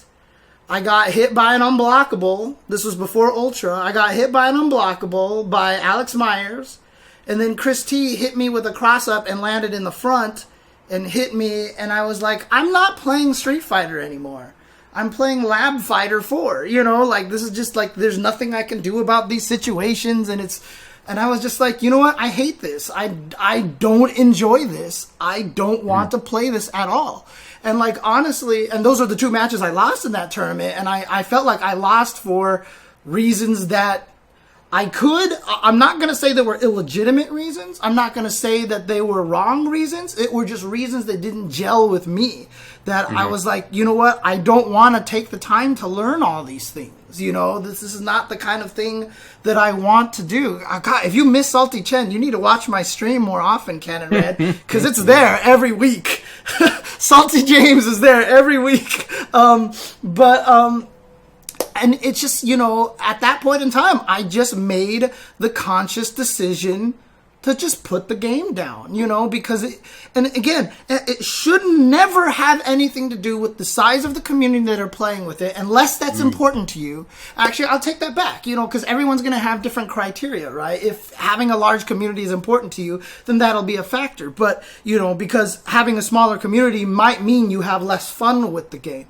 Again, these games are all about fun. It's all about fun, right? And that's the most important thing. So as salty as I get while I play Street Street Fighter V, I'm still enjoying the game because there's no point where I feel like, except when I'm fighting Cammy with Lucia, but there's no point in time where I feel like it's a completely kind of like helpless situation and that, I don't want to do this kind of thing. Like, I do. I want to excel. I want to get stronger at the game, despite the fact that I don't think the game was necessarily for my mindset. But still, there's something about it that still works for me and gels with me. It's really just about your enjoyment factor with it. It's hard, for me to talk about it because I don't put down anything because I still I want to play Tekken, Soul Calibur, I want to play them Fighting Herds, and I want to play I just tried Killer Instinct again recently, and all this stuff. And so, like, I'm inundating myself with too many fighting games right now.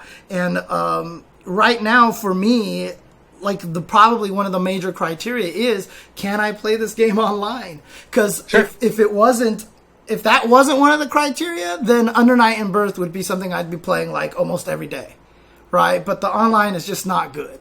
And so I'm going to try Killer Instinct. I'm going to try a bunch of these other games for the online. And so one of the reasons why I play Street Fighter the most is because the online, while not good, is still better than a lot of the delay-based netcode that we run into, It is. Yeah, so again, like I said, Street Fighter 4 just got to a point where I just didn't enjoy it anymore. And Street Fighter 5 is still at this point where, especially because I found the right character. Okay, the reason why I stopped playing Street Fighter 4 early on, and this kind of leads to some of the other questions up there. I've been a Cammy loyalist my whole entire life. I love Cammy or whatever like that. But as I said, she's very boring, right? And it's not even necessarily boring in terms of there's nothing for her to do. If you enjoy the kind of making the opponent suffer the way that Cammy does because you just don't know if she's going to poke or throw and all this stuff, you can find it enjoyable. But, she's very one-track minded, and I did not enjoy that factor. Then I found Lucia, and it was just like, it was a whole world opened up to me. So a lot of the times it's dependent on the character. But, it's time to put down a game where every time you think about playing it, you get annoyed, or you just feel like it's a chore, or you just don't want to do it anymore. For me, the reason why I still have this thing where I don't want to put down any of these games is because I still remember having fun with Tekken. I love Under Night to death. Guilty Gear is still one of my favorite fighting game franchises of all time. Soul Calibur, I got to commentate it this last weekend, and every time I see it, I just remember how much I enjoyed and loved this game. I still get excited when I think about all these games. And I don't get that when I think about Dragon Ball, for example, which is why Dragon Ball is one of the games that I've decided to put down, is when you get to that point where when you think about a game and you're not like lying there in bed and going, maybe I could do this. God, I can't wait to training mode. Oh, I really want to do this. Then that's kind of the time to put the game down. Now, don't conflate that with Salt, where you're just like, I fucking hate this game. Like, I mean, someone linked me this great video of Artosis, where basically it's just like a 3-minute long video. It starts with him going like, I love StarCraft, it's the greatest game ever, and then 3 minutes of him being like, I fucking hate this game. I hate this game, like through all of his streams and stuff. Don't conflate that.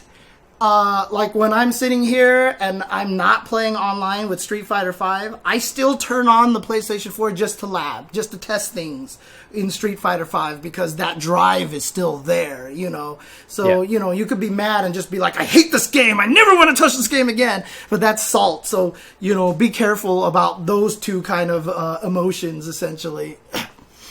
I would say, as you mentioned, I think it's important to try out different characters because I think it's very common. Certainly happened to me, happened to you, happens to other people I've known as well.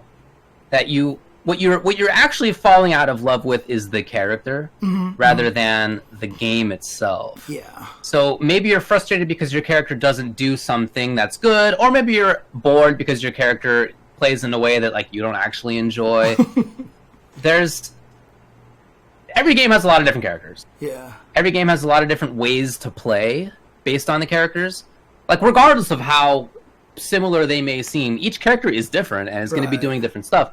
And that's, I think, a very common issue that people have where they conflate disliking how a character plays with how a game plays, because those can be two different things for sure. So consider trying out a different character before you give the game up. But then I also think that it's maybe important to think that you're not fully... Maybe you haven't like matured in what you view as a important or fun thing in a fighting game yet. Yeah. And I think that was the case for me, in addition to playing characters that were bums in Third Strike and Marvel 3. I think that I hadn't yet like matured in what I feel I could enjoy in a fighting game. Right. And it turns out that after having gone back to play more Third Strike and play more Marvel 3, that I did enjoy managing the zaniness of Marvel 3. And I did enjoy the little mix-ups and the tech related to the parry. Yeah. Even if I haven't actually changed characters, I still play Q, although I don't play Third Strike very much anymore these days. But when I do, I still play Q. Right. It's just that I have sort of... I think differently about fighting games now and what is fun than I did 10 years ago. That was 10 years ago that I quit that game. So, leave that possibility open for yourself. That doesn't mean that you need to keep playing until you like have an epiphany about how, fighting games actually can be this different thing that I like or don't like. But instead, like, maybe keep it in the back of your mind that if you do leave a game, maybe try it out another few years later. Go back to it and see like, maybe a different character at this point. Maybe I just have a different mindset myself at this point. Maybe I've grown up a little bit, maybe I view things differently. Maybe it's time to try out that game again. I mean, I hate being that guy, and there's a reason why it's a cliche, and we've been doing it since the beginning of time, but you'll understand when you get older. Things change. Your mindset changes, absolutely. Yeah, your brain changes. It's pretty wild. Yeah, it's cool. One of the things I will say, though, I mean, even having said all that, there is the possibility that you don't find that character, and the game just isn't for you. So, to be fair, in Dragon Ball, I went through cast after cast. I went through a bunch of characters. I tried a bunch of characters, and they all felt like weaker versions of other characters that I had already played, or more powerful versions of the other characters I tried. It felt like a game of have and have-nots, and obviously that's not how it turned out, and obviously the game is very different now, and that if I approached it again, I would see it very differently, but at this point in time, if I had decided to put one game away, I felt like I need to maintain that because there's just too many games that I want to play. So it's a time choice more than anything. So. Oh, definitely. Yeah. Like, I think there's a lot of games that I would really enjoy playing, but I feel like I can only credibly learn and actively play 2 or 3 games at once. Yeah. And for me, those right now are KI and SF5 and MK. And when the new stuff comes out in Mortal Kombat in a week, I'll probably give up SF5 and KI for a while, to be honest. I mean, I'll probably just want to be grinding on the new stuff. So, yeah, definitely that's a consideration as well. I'm just learning one game right now, and Mini learning like 10 others. That's what I'm doing right now. Oh, man. All right. Anything else to say about this topic? Nope. Let's go on to the next one here, which also tied, I guess, which will... Yeah, we'll just have these two be the main ones, and then we can cherry pick 1 or 2 of the other ones for super quick answers. How's that?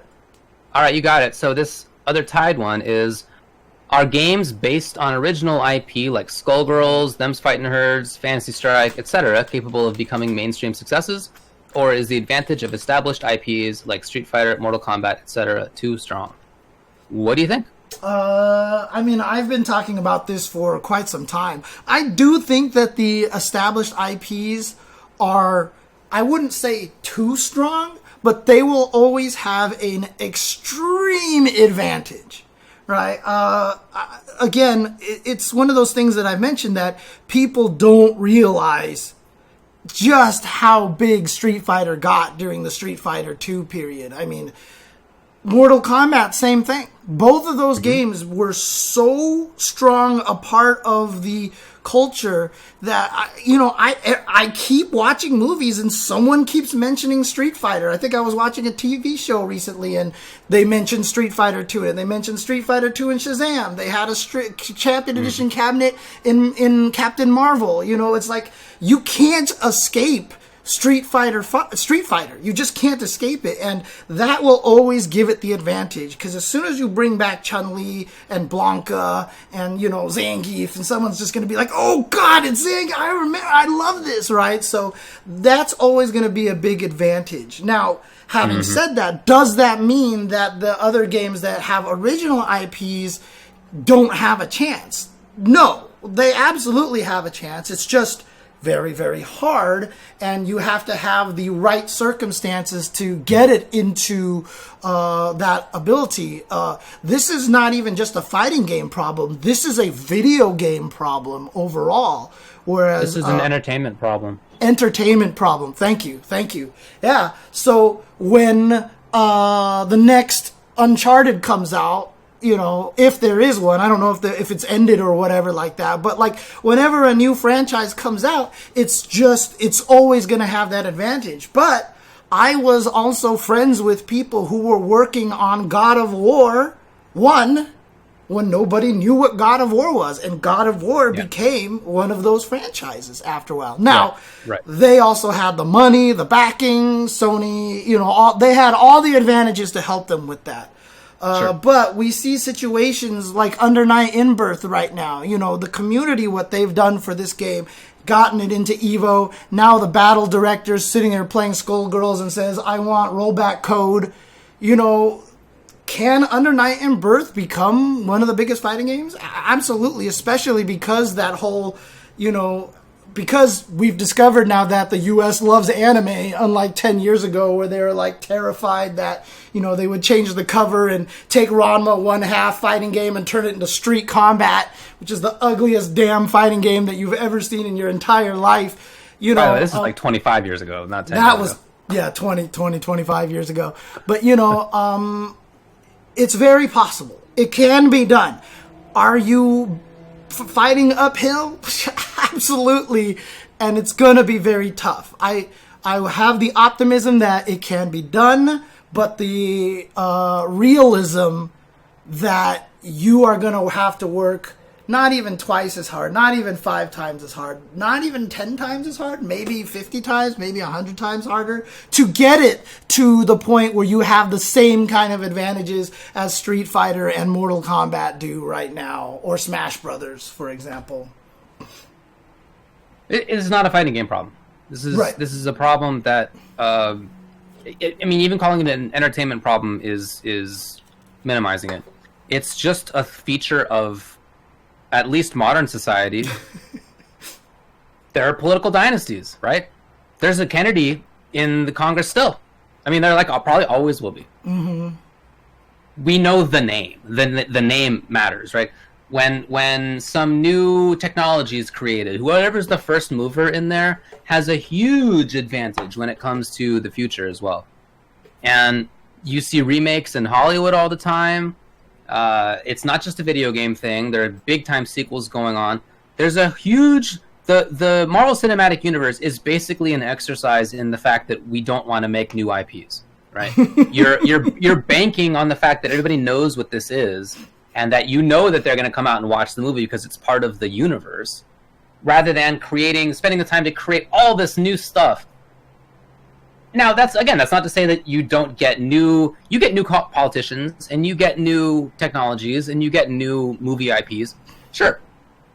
But there's a huge advantage to being a recognized name already. That's just a feature of life. Nostalgia. So I think that fighting games are the same thing. Yep, nostalgia is one hell of a drug. It is. So it's possible in fighting games to get big. Right. I don't know if it's possible to get bigger than Street Fighter or Mortal Kombat or Tekken. I think there's probably like a few that probably you can't. Maybe. Seems unlikely. The thing about it is, like you said, studies and studies and all sorts of research have gone to back this up. I mean, the biggest example is just commercials, right? Putting commercials on TV are never designed to make you get up out of your chair and go buy the product. They just want you to hear the name all the time so that when you're sitting there and your sink clogs and you run to the store to go buy a plumbing drainer, you go there and you go like, I've heard of Liquid Plumber.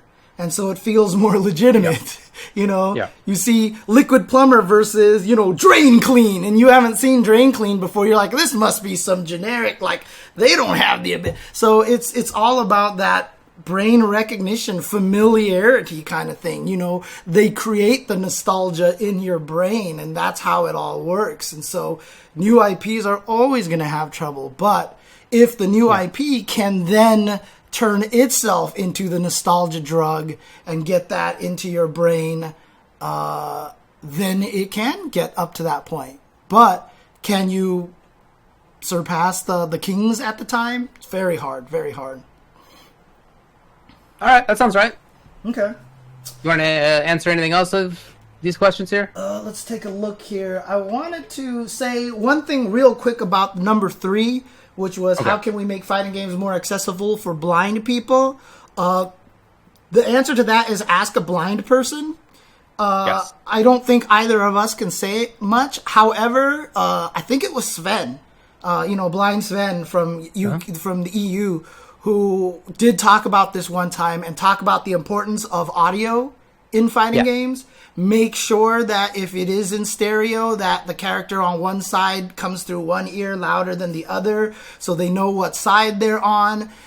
Make sure the sound effects are distinct enough so that you can hear different versions of things, or, if you block of this kind of thing, or, that's really what it comes down to, is you have to be very, very very keenly aware of the audio stuff. And I think one of the games that it was him or whoever else was making this reference to talked about KI and how KI was really good about the sound effects and what side everybody was on and everything. So they were really appreciative of that. Okay. So cool. All right. Well, that's good enough for me. Okay. Anyone that you wanted to just tag on real quick?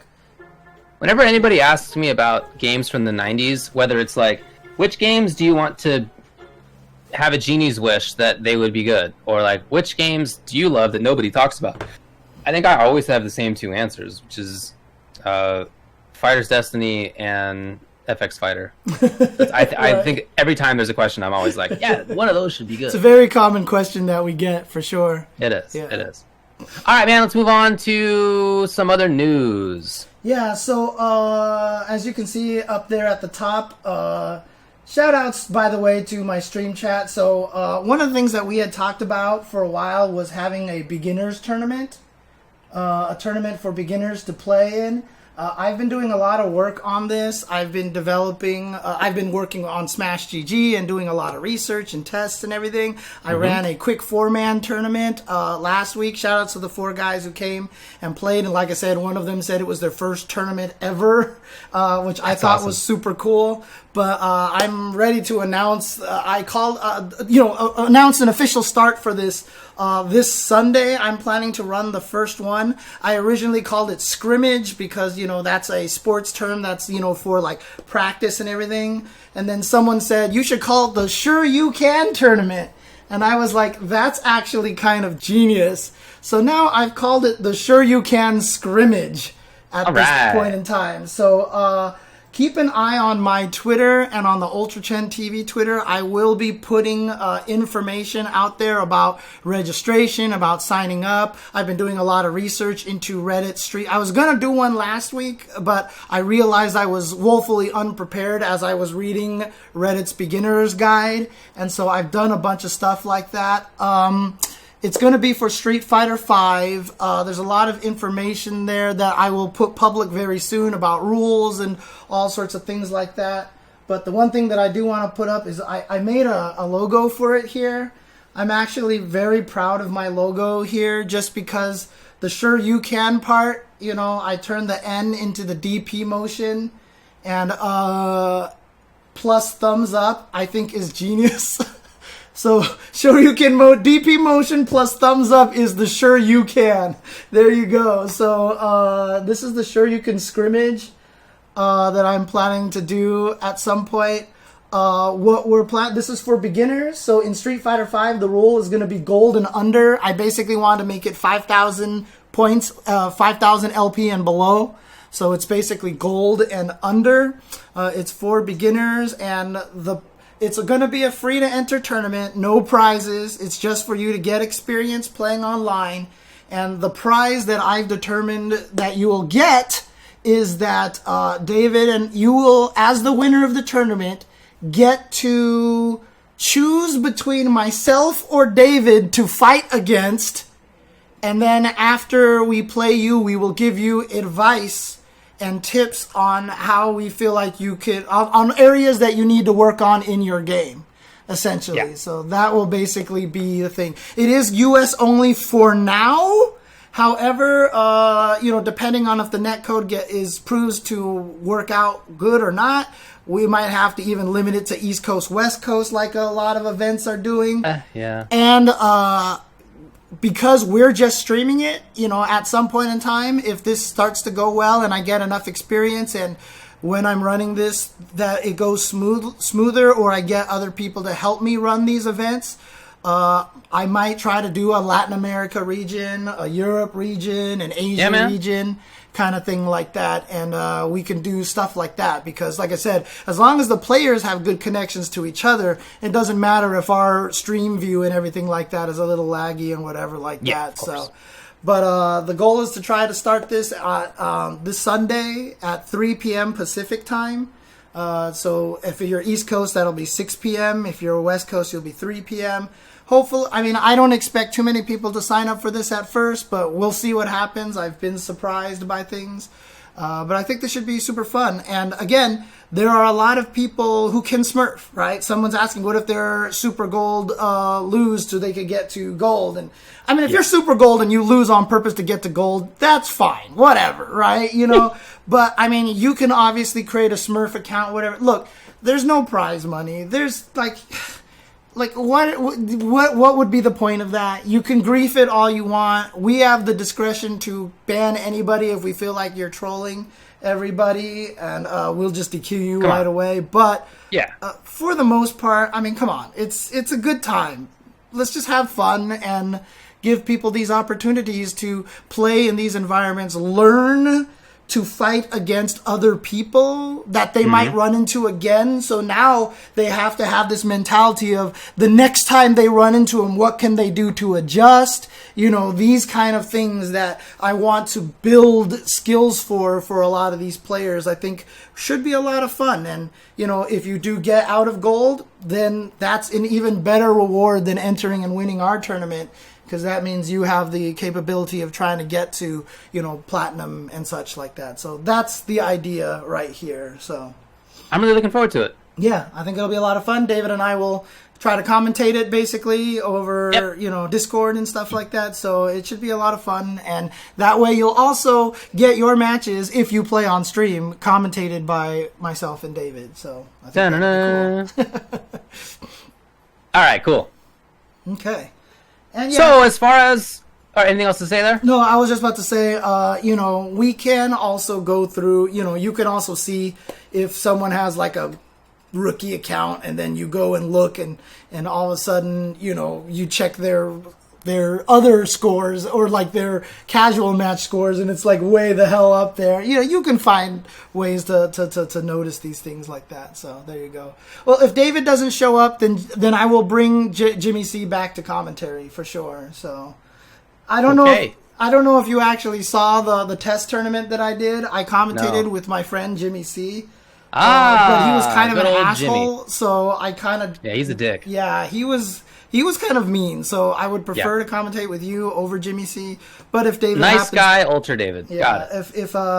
If Ultra David is busy, then I will bring Jimmy C back to do commentary for sure. No, I'll be there. I'm looking forward to it. All right, man. You want to move on to other news? Yes, game news and FGC news. Let's do this. All right.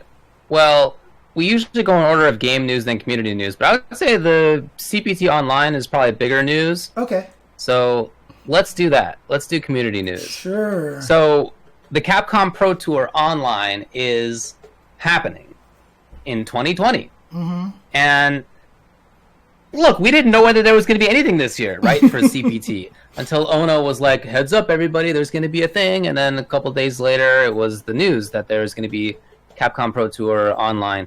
Now, it's going to be all online. That's to be expected. At least the qualifications will be. So there are 18 regional tournaments.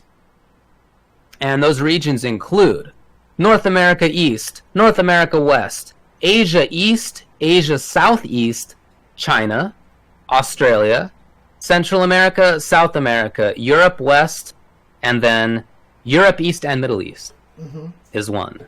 That starts on June 6th. It's coming up pretty soon now. The winner of each of these will automatically qualify for Capcom Cup, so that means there will be 18 online winners.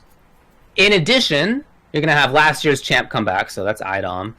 And then one of the 31 players who qualified for Capcom Cup auto-qualified last year via points will get in by way of fan vote in addition. Fan vote as well. To round it out at 20. So that'll be 20 people in Capcom Cup. It's going to be a pools format after that. The prize pool is $200K at a base amount. And the Capcom Cup itself is now scheduled to take place in the U.S. rather than France. Remember, it had been announced for Paris. Of course, yeah. Now it's going to be in the U.S. Now, are we going to be cool with being in an offline situation at the end of this year in the U.S.? I don't know.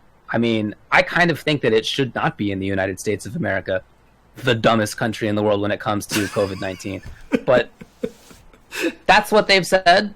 So, I guess we'll see how that works out. It's scheduled to be at the end of this year. Honestly, they probably can't spend a lot on it, so it's either going to be that or Japan, or something like that. But, man. Okay, Brazil's not doing well either. But anyway, there's a lot of dummies out there, and unfortunately, we're among them. So I like it. It's good to have the online tournaments, and although SF5 isn't as good as it could be online, it is true what you said before, that it's better than some games, at least. I'd love it if they improved it more. And poor Ultimore patch. Poor Ultimore patch. But still, it's good that there's at least these regions in general. Now, some of them are like a little maybe overexpansive. Like the NA West includes Hawaii to Manitoba, which I would just guesstimate is like 4,000 miles. Right. I don't know. I haven't done the math on that. But like, it's going to be really far away, maybe further than that, actually, now that I think about it, because it's a 6-hour flight from where we live in LA to go to Hawaii. Maybe it's more. Anyway, that's going to be a bad connection for sure. And then when it comes to Europe East and the Middle East, I mean, that too is like a gigantic geographic region. So some of these things could have been done a little bit differently. And I don't really know why the Middle East isn't its own thing. I mean, there have been players from the Middle East who've done well in Capcom Cup a few times at this point. And I feel like they deserve that. So I think that's a little weird. Yeah, I would also love it. The thing about that is that means Logan and F-Word are still going to be able to claim Big Bird and Angry Bird all day as Europe. Oh, but they're Europe West. Which, okay. Europe West is such a small region comparatively. Whatever. I would love it if there was an Africa thing. You would need probably like a couple of different regions of Africa because it's so large. But it's a bummer to me that there's not. I don't know. You have every place in the world is represented except for Africa. Which is, it doesn't make any sense. It's so unfair. Crappy. It's so unfair. Yeah. I think so too. I'd really like there to be that.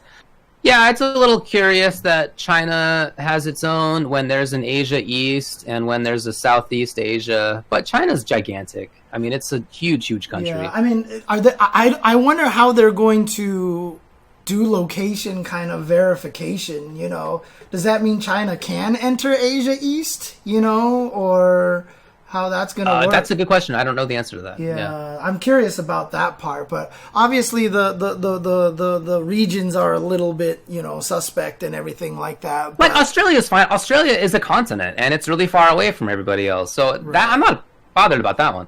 Yeah. I just wish that there was also at least one Africa region. I think that's my... absolutely. That and I think Europe and Middle East should be separate. I'd say those are my two. It would have made more sense to have an Africa South and an Africa North plus Middle East. I think that would actually almost work a little better, right? Or, I mean, maybe South Africa, maybe West Africa, maybe East. I mean, it's a huge continent. Right. So, anyway, there's no way to. I mean, if you go from South Africa to like Egypt, I mean, I don't even know how many miles that is a direct line there. But the question now is, like 8,000 or something. Do you think that Capcom's gonna try to still improve their netcode, or do you think that this is it? What we're playing on is what we get. Oh yeah, I don't expect changes before this. Yeah. And if there are going to be changes, I don't expect anything to be drastic for sure at this point. When they've tried to make changes a couple of times, both to the netcode and then also to the matchmaking. Because in my opinion, the PC version is a little bit better, but also in my opinion, the PS4 version, the PS4 version to me is so consistently terrible that the last time I tried to play it, I actually went into the PS4's settings to make sure that I wasn't accidentally on Wi-Fi, because it's so off. It's just terrible. It's funny because that's all I play on, and I get bad matches every once in a while, but I get mostly good matches. That's good. I haven't felt the same way I did back when I was first playing Street Fighter V, where I would just curse the daylight, every time I played. I definitely run into bad matchups here and there, and it drives me nuts. But for the most part, it's not terrible. Although there was one time where I got hit by something and it started lagging. I got hit by a critical art, and then it started lagging really badly when it was like, doing things. And I realized as I was getting hit by the critical art, I was mashing on my joystick. And I was like, wait, this causes delay. And I stopped, and then it smoothed up, and I was like, oh crap. Exactly right. I was listening to RSF Radio, the podcast that Joe puts out, and he was talking about how, if you mash, and you're sending a bunch of inputs, and the game can slow down sometimes. Yeah. So one of the rules, of course, is that you can't intentionally cause slowdown or other issues like that. Mm-hmm. But when you're stunned, in order to mash out of stun, you have to mash. And that means that you're sending a ton of inputs to the opponent, and that can make their post-stun combo harder. Are you thereby intentionally causing lag for the opponent, thereby making yourself disqualified from the tournament?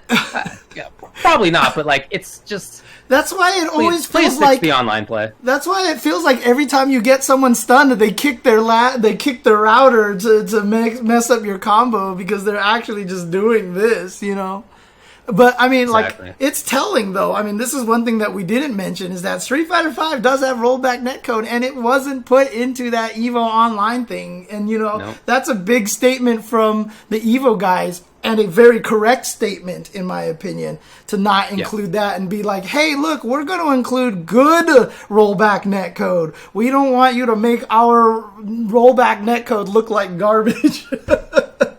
kind of thing. So, it feels like that shouldn't happen. Correct.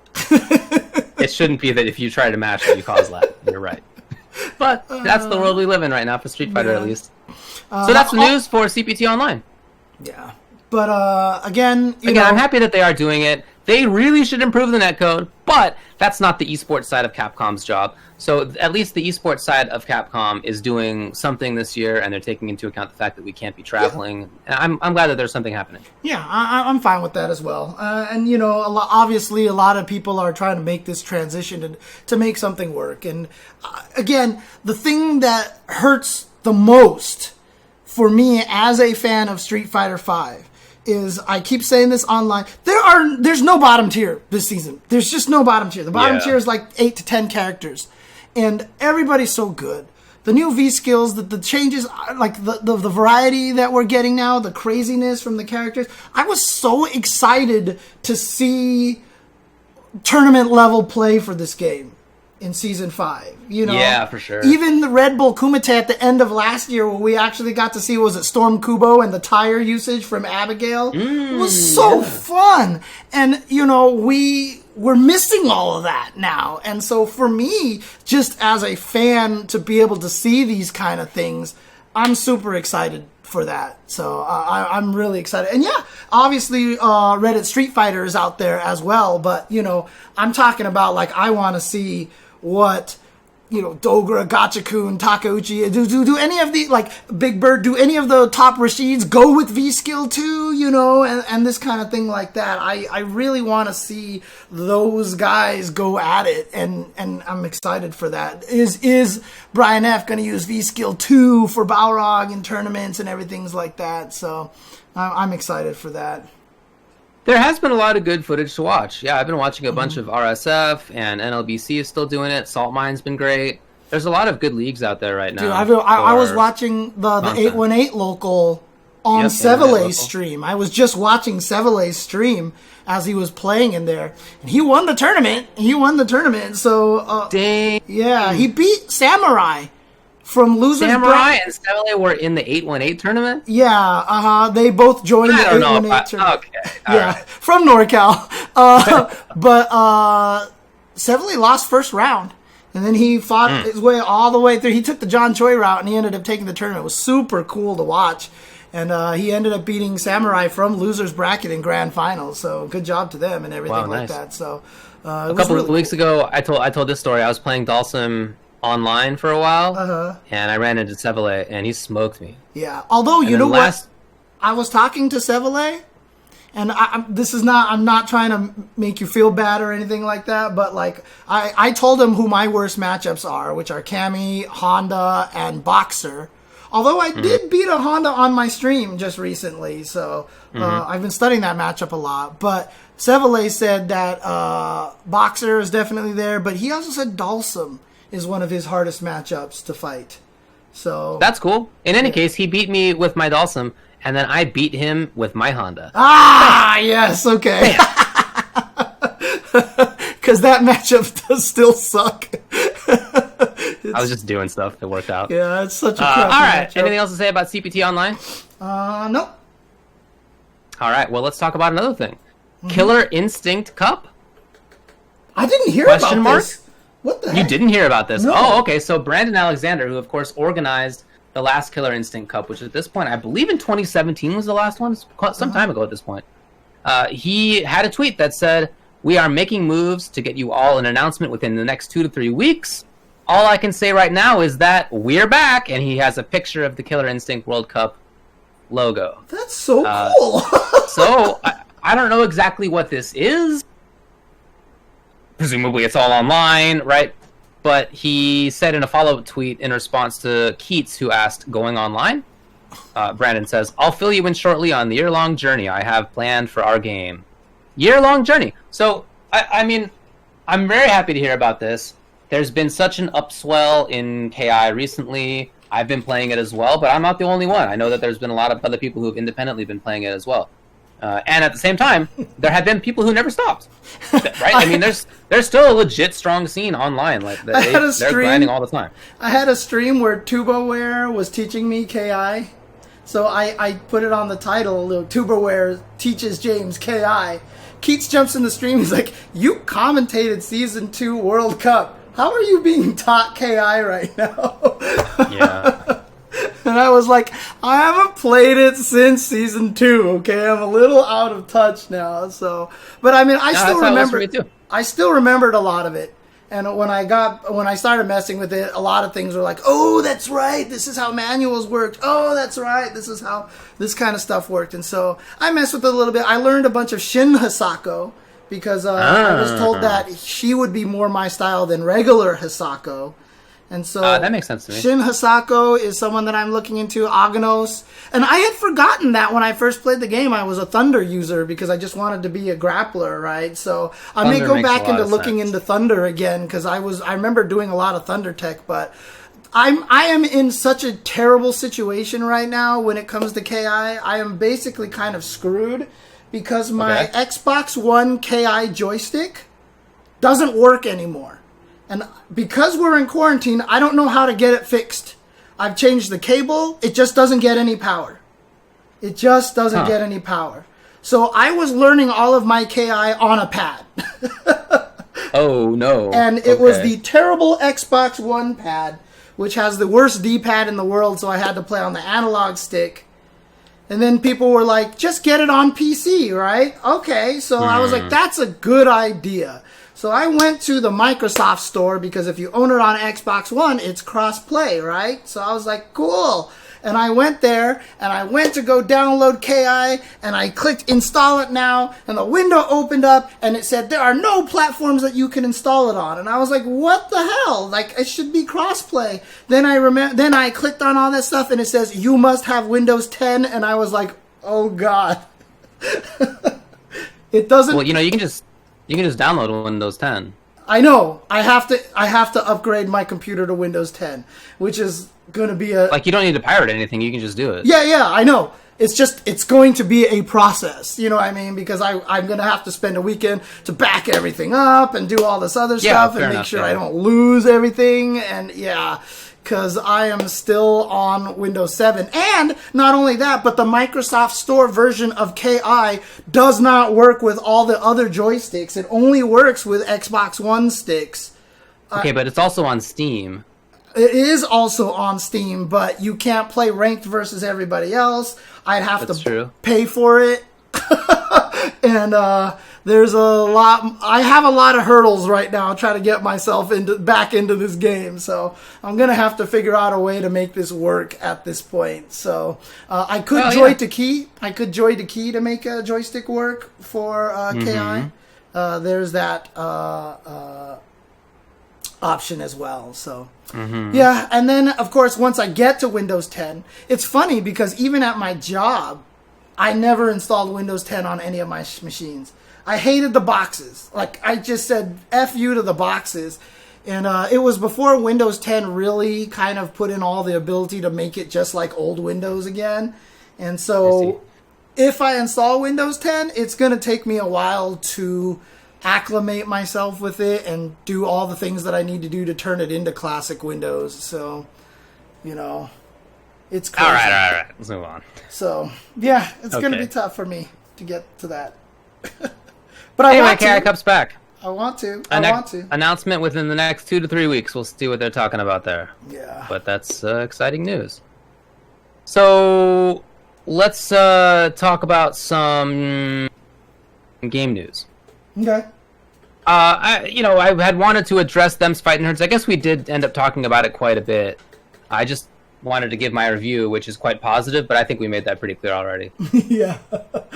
I enjoyed it a lot so far. Hey, I just wanted to say that I played it on my stream before it was announced for Evo Online, okay? So I'm definitely... I did too, but that was like probably 2 years ago when it was early access. Right. Because I had backed the project. I just streamed it recently, and that was on my I streamed own it 2 years impetus. before that. So. I'm a them's Fightin' Herds hipster, okay? But I'm a super hipster then. I'm hipstery than you are. Oh man. Well, we both got the glasses for it, so there you go. Oh no, I have a Star Wars shirt on. Bummer. Hey, Sam Show. Iroha is out? Yes. What's going on? I've heard good things about the character. I heard that she it's interesting. She has a lot of very powerful tools. She has double jumps like Yashimaru, so she's going to have that extra mobility that makes Yashimaru very good. She's got parries. She's got all sorts of like really, really powerful tools. So it seems like, oh my god, here comes another really top tier character. However, she can't run like everybody else. She has a dash. She has like a short hoppy kind of dash. So everyone, run throw is such an important tactic, etc. in Samurai Shodown. Yeah. So her movement is going to be very limited. So right now what a lot of people are saying about her is that she seems like she's going to be a very strong character, but that interesting little twist on the movement, on being basically the only character who can't run, is going to be very interesting for the character. character. So, yeah, I haven't had a chance to mess with her personally. So this is all coming from Olaf, who obviously plays a lot of Sam Show and has a lot of experience with that. So I haven't had a chance to mess with her directly yet myself. But this is the word that I've gotten from her, is that she seems like she's going to be strong. And, obviously if you give a character with parries, then it really just is, am I going to be really smart in predicting things, and blowing things up. So it'll be really interesting to see how she's going to play. So. All right, cool. Yeah, like Six Machine said, Olaf mentioned this too, is that if she ever gets her weapon if she ever gets disarmed, she's kind of screwed, because everybody, when they're disarmed, their running attack is usually a pretty decent move and knocks down, so that they can knock down and pick up the weapon, and she doesn't have any of that.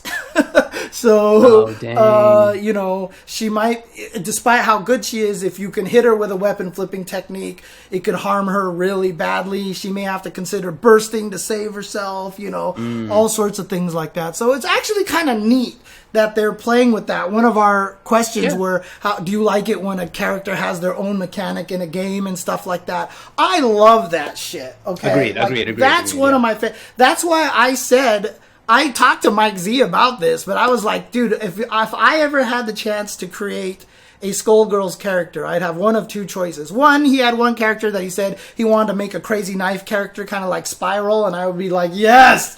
But the other one I've always wanted to do is make a character that all their punches are attacks and all their kicks are counters, so that they can chain into counters. But because they have no kicks, then that means they trigger the infinite prevention system a lot more easily.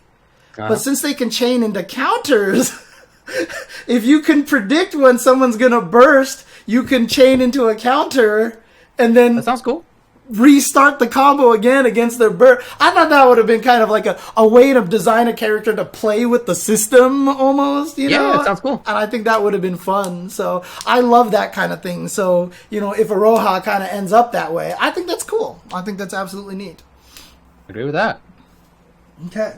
So in Mortal Kombat 11, they showed off more friendships. They're hilarious. Good choice on the music as well. The music is great. The music, so they used Smash Why Can't Mouth. We Be Friends from Smash Mouth. Smash Mouth. And, yeah. And that is actually the perfect choice, because Mortal Kombat is basically an old man's game in terms of the development side of things.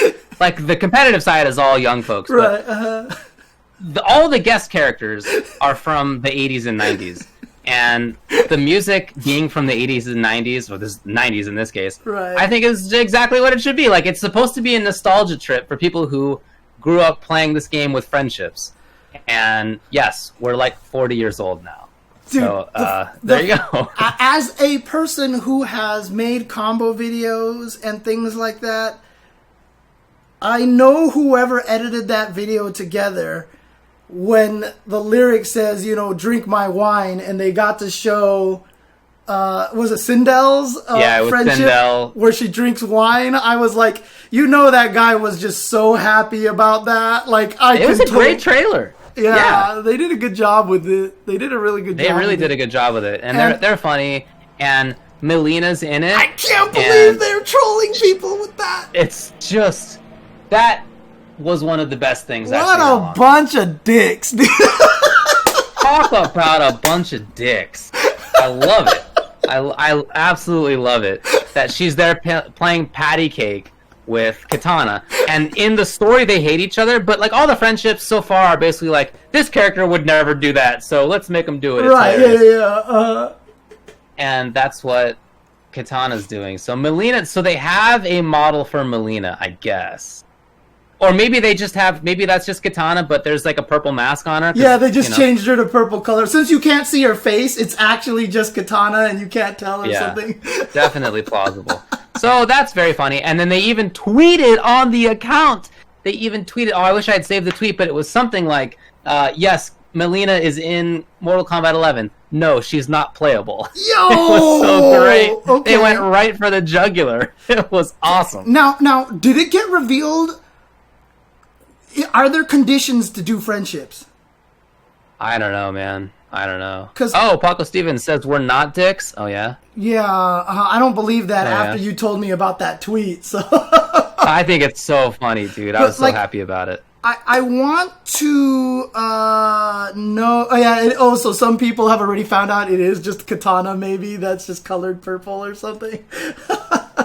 But like, I just want to know because, like I said, having it so that if there's no requirements and that you can do nothing but friendships all day would actually make me that much eager to go back and play some more MK11 because then I would just friendship everybody.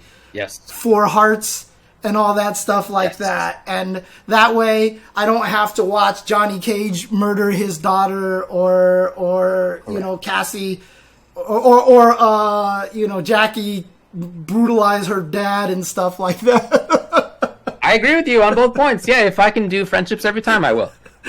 But I don't know. So the other thing to talk about for MK11 is that there's going to be a combat cast tomorrow. They're going to go over Fujin. There's also going to be some new mechanic that I don't know what it is, but I guess they'll be talking about that as well. And I don't know how they're going to do the combat cast. I'm a little curious because I don't think they're going to be there all together. Right, yeah. Right, I don't know the mechanics of how that's going to work out. I mean, but yeah, anyway, watch for it tomorrow at 1 p.m. Pacific time. They can just ignore all social distancing rules like you do and just head over here to my place, right? I mean, we're here doing this podcast like this. So. Yeah, we have a particular relationship, though, don't we, James? Yeah, that's true. I mean, the amount of times we have physical contact with each other, we know we're not going to give each other any diseases or anything like that. So that's right. Exactly. So, but I mean, has there been any new mechanics announced at all, or is this just are we just completely in the dark right now with new mechanic? Nope, we're in the dark. Okay, cool. And both you and I are familiar about that too. So, but being in the dark, yeah, with each other at least. Anyways, that one is actually correct. We've slept in the same room.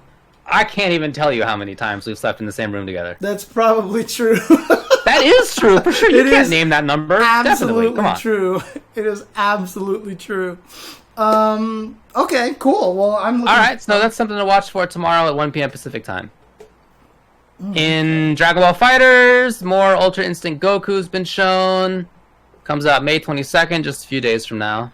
Yeah, again, from what I've seen early on from people, they all seem to be saying that he definitely looks top tier. So, but, you know, that's how things that show off characters usually go, because they'll show all the cool things that they can do. Of course. But, Jesus, I don't know if you heard that meow just there. No. I mean, yeah, I did, because I'm right here. Oh, God, you are meowing like crazy. Then the last game news is that Guilty Gear Strive has been delayed officially. That makes sense. I think that's not a big surprise. Yeah, I mean, it's been delayed to change to early 2021 instead of late 2020. They said it was due to COVID and everything like that, but at the same time, you know, if obviously the COVID is absolutely a legitimate reason, but if at the same time maybe they're like, shit, the feedback on this beta was not good.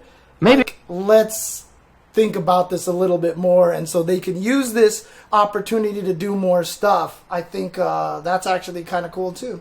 So could be for sure. In any case, 2021, and they certainly talked about COVID. All right, there were some tournaments to talk about. How about that? Okay.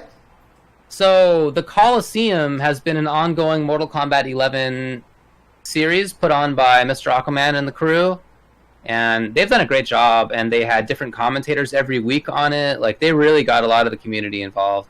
And as I said before, hundreds of people have been entering each week. They have had tremendous numbers for this stuff, 500 plus, pretty regularly. I think they averaged about that much, something like that, around 500. So that's great. The finale finally took place. Oh, it was actually going down to a finale, huh? Yeah, man, and the finale was this past weekend. And it was really good. Super good matches there. So the winner was Kerbolicious. Yeah. How about that? Kerbolicious, second place Tweety, third place Splash, then Combat got fourth, Gur and Full Auto fifth, Titanium Tigers and Mighty and Just were seventh. So Kerbo is a Mortal Kombat 9 player who was a little on the later end of Mortal Kombat 9. And then, I mean, he like played a little bit of some of the other games, but he didn't take it super seriously, and you could tell. But he has talent, definitely. And in MK11, he's been playing it a bunch, and he's had some good results, but never something like this. And since this game is legit online, I think this is a really legit result. Like he blew up people in this tournament. Dude, it wasn't like he was squeaking by. Like I saw that he got 3-0s. I saw that round, that perfect round that he got on Tweety, dude. Like that was sick. I'm trying to figure out, it was awesome. Yeah, he played really, really well, and he played with he uses Cabal usually, and that's a character that you don't see very often. Even though I think all of us think he's good. But where's Kerbo from? Where's he from? Oh man, I actually don't remember offhand. Okay. That's a great question. Because I'm looking at his tournament profile on Smash, but I can't find a location of where he's I feel bad for not remembering offhand. I want to say New York, but I'm not sure. So someone in the... Is he New York after all? Yeah, okay. Makes sense. Okay. Yeah, so shout out to him. He played really, really well. And then, as people are saying, there were these money matches last night. Was that just last night? I think it was. Where Ninja Killer beat SonicFox for a $1,000 money match. But another money match was Tweety versus Kerbalicious, the rematch of this event right here. Okay. For $1,000 as well, and Tweety won that. Okay. But it was close. I think it was like 10-8 or 10-8 is what it was. It was pretty close. Okay. But really good matches. But a little bit of a moral victory for Tweety for sure. Well, I mean, maybe more than moral because he got $1,000. Yeah, that's true. But I mean, he would have gotten more if he had won the Kolosseum. Well, I don't know. What was the prize for Kolosseum? Yeah, actually, they had a good prize pool for that. It was all crowdfunded. Yeah, ended up being something like $5,000 in total. I saw Ketchup and Mustard had raised over $3,000 so for the event. So there you go. Cool. But yeah, definitely got a little bit of that back then. Again, nice work and congrats and thank you to Aquaman and the crew that he works with for putting that stuff on. Is there news? It's a lot of work, and they were working on it before all this COVID stuff. Like It's been in the works, planning for a long time, and they pulled it off. And it's a really important thing, I think, for the scene to have something like that going on when there was nothing happening offline, especially in the wake of like not being announced for Evo. It felt like kind of like a downtime, I think, for a little bit in the MK scene. But I'm really happy with how that and some of the streams that have been going on, some of the money matches that have been going on. I feel pretty positive about the scene overall. Now, and that's a big. Does he have any announcements in terms of the Kolosseum Part 2 or anything like that? Is he gonna keep it up? He's mentioned it. I don't think that there's been an official announcement of that, but he's talked about maybe doing it with customs next time. Oh dang! Okay. So we'll see. Interesting. What if? You know what would actually be a really sick way to do customs, actually? Is let people submit customs and either run a tournament with that character only and those customs, and whichever wins becomes the official custom that can be used for the tournament, or have Or have people vote on that custom. Because, like, what if it was like, instead of just making it so that everyone can just put in any custom that they wanted, so you have a free-for-all, make it so that one particular favorite custom gets in there either by vote or, like I said, like everyone submits like, hey, here's all these Cabal customs, and then they can all play in a tournament, and the person who wins the Cabal only tournament with all the different customs gets that custom to be the official one in the Kolosseum. Wow. That would be hilarious. That would be so much work, but it would be funny. But then that would make it so that every character, you don't have to run, it would be a new custom to add stuff to the flavor, but you don't have to be unprepared for whatever random thing that shows up, I think what they've talked about actually doing is letting everything go, except for Terminator's, I think it's called Terminate, where he can't block, but he has hyper armor. Oh, really? And he's just walking at you. And he's a mix-up character, so he can do command grab or low or overhead. And if he doesn't have to worry about being punished, he's a huge butthole. Right? Because you can damage him a little bit, but you can't combo him because he's got hyper armor during that time. Yeah, I mean, obviously, running the tournament version would take too long, so the voting version, I think, would also be kind of neat, too, also, just having a bunch of different... Maybe voting for the top 2 placements will be legal or something like that, so... Yeah, Hero, I think you were watching it, right? Where there was... Somebody did counterpick Terminate with Spawn. It was in that Facebook thing that was going on for a little while. Oh, really? Okay. But it was cool. Yeah, because Spawn has a thing where he breaks armor automatically. He just has a special move that just breaks armor. Oh, and so it breaks breakaway armor or fatal blow armor, but it also breaks terminate armor. Just breaks armor. That sucks. So Terminator can't block, right? Hey, so look, he depends on armor. So Spawn just gets to do free back forward 3. It's pretty ridiculous. If the new mechanic that they introduce is armor breaker stuff, so that everybody has the ability. Because again, maybe they designed that for Terminator in ahead of time, knowing that there was this that could potentially show up, right? That armor breakers were potentially coming up. So it's definitely possible. You never know. Another tournament to talk about was the Resurgence, which was a Killer Instinct Invitational. They had 16 of the best players there. It was awesome. It was really, really good. I ended up watching all the way through of it in the archives, and I did some of that on stream because the way that I watched it was like whenever I'm trying to learn a fighting game, which is where I have the stream open, and then I have the frame data open, and then I have a guide open, and I'm trying to ask questions constantly. And it took me like a long time to watch all the way through, but I finally did, and it was really fun. Hologram won it. He won it with Thunder. And second place was Sonic Dolphin with Arbiter and a little bit of Kim Woo as well. Really, really good matches all the way through. Extremely good. That was on LCD's channel, which is twitch.tv/ITZLCD. Okay. It's LCD. Nice. Highly recommended. Extremely good tournament. Yeah, I mean, that's actually what I've been doing with Soul Calibur. AO Boom had an exhibition a while ago and put on a bunch of matches and everything, and I've just been watching that with the training mode there, with the characters, and just like trying to, every time I see something, I'm like, wait, how do you do that? And I try to figure out how to, and that's one of the hardest things about 3D games, I'll tell you, is that you'll see a move and you're like, wait, how do I do that move? And it's really hard to figure out. Right. It's really hard to figure out, especially because one move that I was looking for looked exactly like it was like up B plus K or something like that, or up A or something like that, and I kept trying to do it, it wouldn't combo, and it turned out it's the exact same animation as back turned B, and I was like doing it, and I was like, oh, come on! It was crazy. But, anything else you wanted to say about Resurgence? It's always cool to see guest character from the Half-Life universe, Arbiter, up there, as well as the character from the same universe, Rom. I really enjoy the fact that they had guest characters in that game, especially after pulling them off so well. So shout outs to Arbiter and to Thunder. Yeah, like really I said, good I'm definitely going to be trying to get back into Killer Instinct as soon as I can figure out the right way to play it. Again, I'm just so mad that this joystick doesn't work. I mean, I've tried 2 different cables to try to get this thing to work.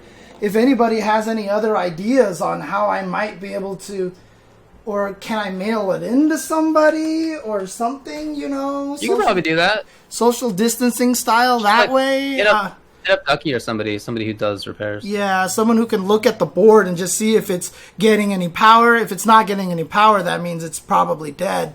But then, I don't know, like, what are you using to play on... What joystick are you using to play Killer Instinct on? Oh, you have your own stick. That's right. And that counts as an... This monstrosity right here. You have the Xbox One adapter ability to it, right? Not exactly. Actually... Well, I mean, the board that you have works on all of the platforms, right? Correct. So, I might even be able to solve my problem with a Brook adapter. That might be the easiest way for me to do it. Just get a PS4 to Xbox One converter, Brook adapter. That might actually be the easiest way to do that. So, I'll just look into that. Actually, 360 sticks work. I would think so. Of course. I have like 900 360 sticks. All Jesus. right. Okay. Yeah. Then I have no problem. There you go. So you also wanted to talk about the Bud Light Beer League? Yes, the Bud Light Beer League for Soul Calibur 6. They're doing a few weeks of events where you can play, and the winners amass points for grand finals on July 10th. I actually got to commentate the first week for the West qualifiers, which was super fun because I got to commentate Soul Calibur with Mark Mann at Evo Japan, and then I got to do it again here at this event. It was really fun. Dude, again, the game is so fun, dude. Like, the game is really cool. And every time I watch it, it's really enjoyable. There's a lot of those great moments in there where just stuff happens and you're like, oh my god! Dude, there was one point where one player, Ben with V's, was using Yoshimitsu, and like, one of his opponents was trying to sidewalk around his attack, and he actually did the suicide move. And the guy sidewalked all the way to the other side and got stabbed by the suicide. And it was like the most amazing genius call out. I was like, I lost it on stream, dude. It's so great. Shout outs to Mr. Aquaman, by the way, as well. Because I've said that anytime something happens and you forget English as a commentator is like a great moment for a commentator. Like, I love those moments, you know? I love those moments. But again, a lot of fun, great stuff, and Zefukai ended up winning that one. Dominated. Like, he basically didn't have a challenge. He just destroyed everybody that he fought against. Arctic Komodo got second place with some strong Taki play, which is exciting because Taki has always said to been kind of weak in Season 1, and we had two Takis in top 3, actually, because Tomahawk also played Taki as well. Is this SoCal Tommy?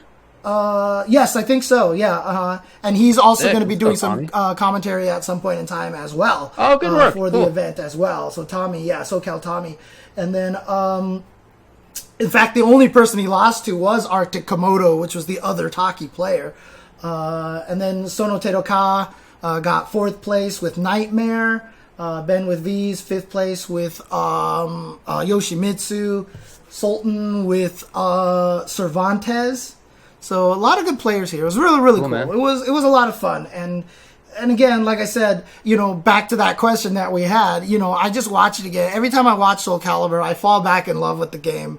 You know, and I did a bunch of studying before we got to the event, you know, obviously because I want to make sure I know all the new mechanics and everything like that. Yeah, and they've really done a great job with it. I mean, the reversal edges aren't unblockable on fully charge anymore. You can even reverse impact them. Yeah, they just did a lot of cool things, and I really love the way that the game has been tweaked. I've heard the balance is really strong now, so...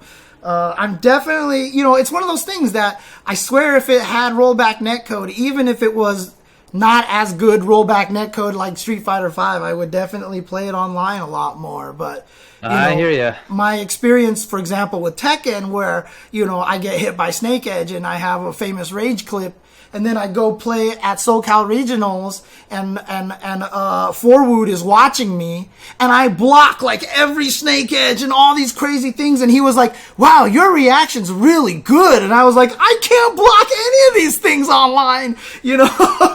Like, dang, dude.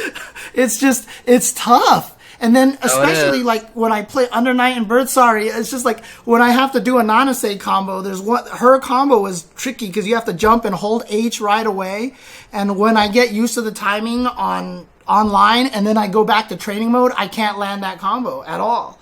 Like, that's how different the timing is, and it drives me absolutely nuts. And so, like, the only reason why you haven't seen me play games like Tekken and Soul Calibur and Under Night and Birth recently is just because the online is just, it's so hard to deal with, so... Yep, same for me, my man. Well, that's it for news. Okay. And that's it for anything. Okay. I just wanted to mention that I'm still on my quest to get to Diamond. I'm right there right now. I would be in Diamond right now if it wasn't for Cammy. And trust me, the irony is not lost upon me that that's the character that I've abandoned and turns out to basically destroy my character. I think that is probably one of the most helpless matchups I felt in a long time. Probably worse than even as much as I've complained about Honda. I think Cammy Lucia is just terrible. Okay. I mean, the first night I was trying to go from Ultra Platinum to Diamond. I ran into 9 Cammies that night. And I ended up in the same place I started in points. And if I didn't lose to 8 of those 9 Cammies, I would have gotten to Ultra Platinum just fine. And then the next time I played, I got to Ultra Platinum and then all the way 1,000 points into Ultra Platinum because I didn't run into a single Cammy. And then the next night I played, I didn't run into it. I still was like doing well. And then now I gained like a few points, but I lost to the same Cammy 3 times. And if I didn't lose to them, I'd probably be in Diamond right now. You know, if it wasn't for that character, I'm 100% getting gatekept by Cammy right now. And it's driving me nuts. That match sucks, dude. That match sucks. Oh, God. Oh. Hey, cool. Thanks for posting this in the chat, Toshin. So, Street Fighter is putting out all of their April Fool's mini-games until the end of the year. That's cool. Awesome. They actually have been fun. I've liked them. Each year they come out with a little, like, basically flash game. Yeah. And they're fun. They've been clever little games, been fun to do. So go to game.capcom.com and you can navigate over towards the game center, and then you'll get a chance to play the 4 different games that they have there. I've never played any of them. Okay, I'm going to have to go in. Oh, they're fun. Yeah, I recommend it. Nice. Cool. Okay. I'm gonna mess with this. All right. Well, I've been continuing to play KI. It's been a lot of fun. I just picked up TFH. That was a lot of fun. Sorry, I've destroyed David. There we go. No. Oh no, I died. No. The thing with the there we go. Okay. It's all been good, and I realized that I've been only playing KI and I hadn't played SF5 for like a couple of weeks, and that when I had played, it's been a month even. And when I had been playing SF5 before, it was with Dalsum, so it had been a while since I played any Honda. And so I decided to get back into it, and at first it didn't go super well, but then it's been going pretty well. Okay, awesome. So, great story, David. Oh, man. Yeah, anyway, things are good. It's funny. I hope you're staying safe over there. I don't really have any Teppen announcements. I made it back to Champion again this season, but this was the first time that they've gone 2 months without new mechanics and patches and stuff like that. And the meta has shifted drastically, but it's shifted in a way that I really don't enjoy right now, which is just flying everything. And I like the flight mechanic is just busted because there's just not enough in the game that deals with flying. And so it's just like, if you don't have a way to deal with flying, half of these things kill you. So they've been running into COVID situations as well, so they just haven't been able to update the game and everything like that. I just need to sit down and create my own flying deck. I'm just lazy right now to do so. But, hopefully, next month, hopefully they'll come out with a new update or something like that. Or, but what's fascinating about it was the meta that was dominating everything the last month, which everyone's like, this thing is so broken, is actually considered tier 2 now. Cool. Because all the flying stuff has basically, people have discovered how to blow it up with flying creatures, and it's just like what you were saying about the MK11 thing, except NRS, but instead of 2 years, it was always 2 months in Teppen, that it had always changed the mechanic and changed the meta. But this is the first time we've actually really gotten to live through that long without having something new come in. And, again, just like everything else, it's fascinating to watch how the meta changes, that all of a sudden what was super good last time is only good now, but gets blown up by some of the stronger stuff. So it's actually really cool. Hey, James, remember Noah, the Marvel 3 player? Oh, yeah. He So I played him in Street Fighter 5. Yeah, I know. So you were surprised by that. The thing about it is, he's one of my friends on Facebook, Oh, okay. And so I've seen updates from him from time to time. So I know he's been playing fighting games and stuff like that. I know he's never stopped.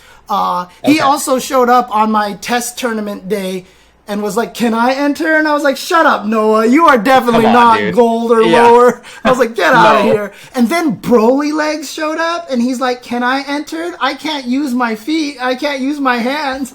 And I was like, Right. I have to ban someone who's crippled. I was like, come on, you know? And everyone kept Broly. joking that there was going to be the Kotaku article about me banning a cripple from my tournament and everything like that. So, you know. Noah, 17 years old. So if you knew him as the 8-year-old Marvel player and now he's 17, consider yourself old. Yeah. No, but that's Take that, cool. everybody else. I'm really glad he's kept up No, with it was it. cool. I'm Yeah, really he happy. was a good player, and it was fun to play him, fun to watch. Yeah, absolutely. Absolutely. Good on him, by the way. And, I mean, looked like he had a pretty sick Mika as well, so Yeah, he's a good Mika, for sure. nice. All right, man.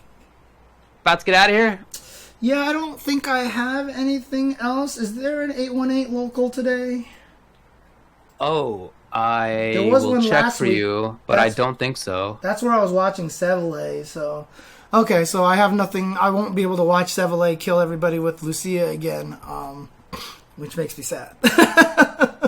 Let me see. Yeah, I don't think there is, dude. Okay, no worries. No They're worries. not mentioning it in the Discord, at least. Okay, cool. Alrighty then. All right. I mean, one thing I will say about Lucia is I do think she's really, really good. I just don't think she's top tier. So even if, as I said, that there's probably like a bottom 8 or so, I don't even know if I would actually put her in that list, to be honest with you.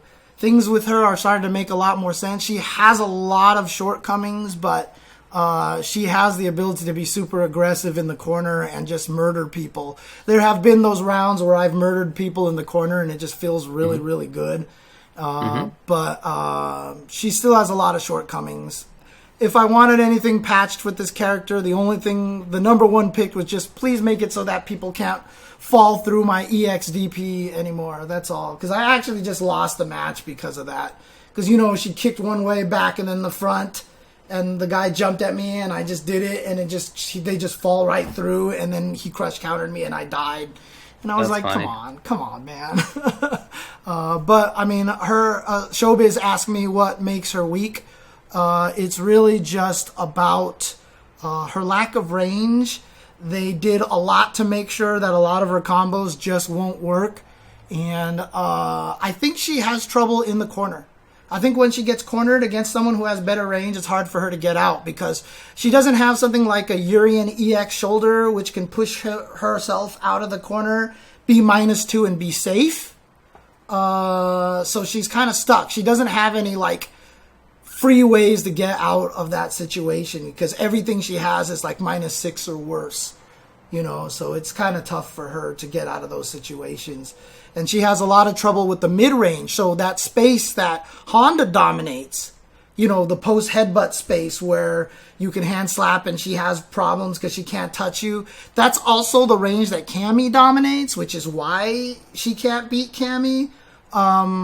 That's her biggest weakness. If you get in the corner and you can't back off to build the space, then she dies. But if she has a bunch of screen in the mid screen or gets you in the corner, she is very strong and very potent. So that's just basically what it is. So, All right, man. Well, let's bird him. yeah. Okay. And yes, even though I put Lucia in my bottom 5 list on that one stream that I did it because I said I was biased and I felt bad putting every other character into that list. So I just put her there for that reason. All right. Have a good one, y'all. Thanks for hanging out.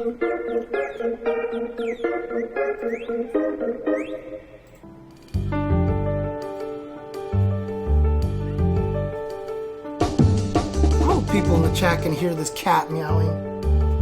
I can't hear. Which cat? It's Nathan. He's being very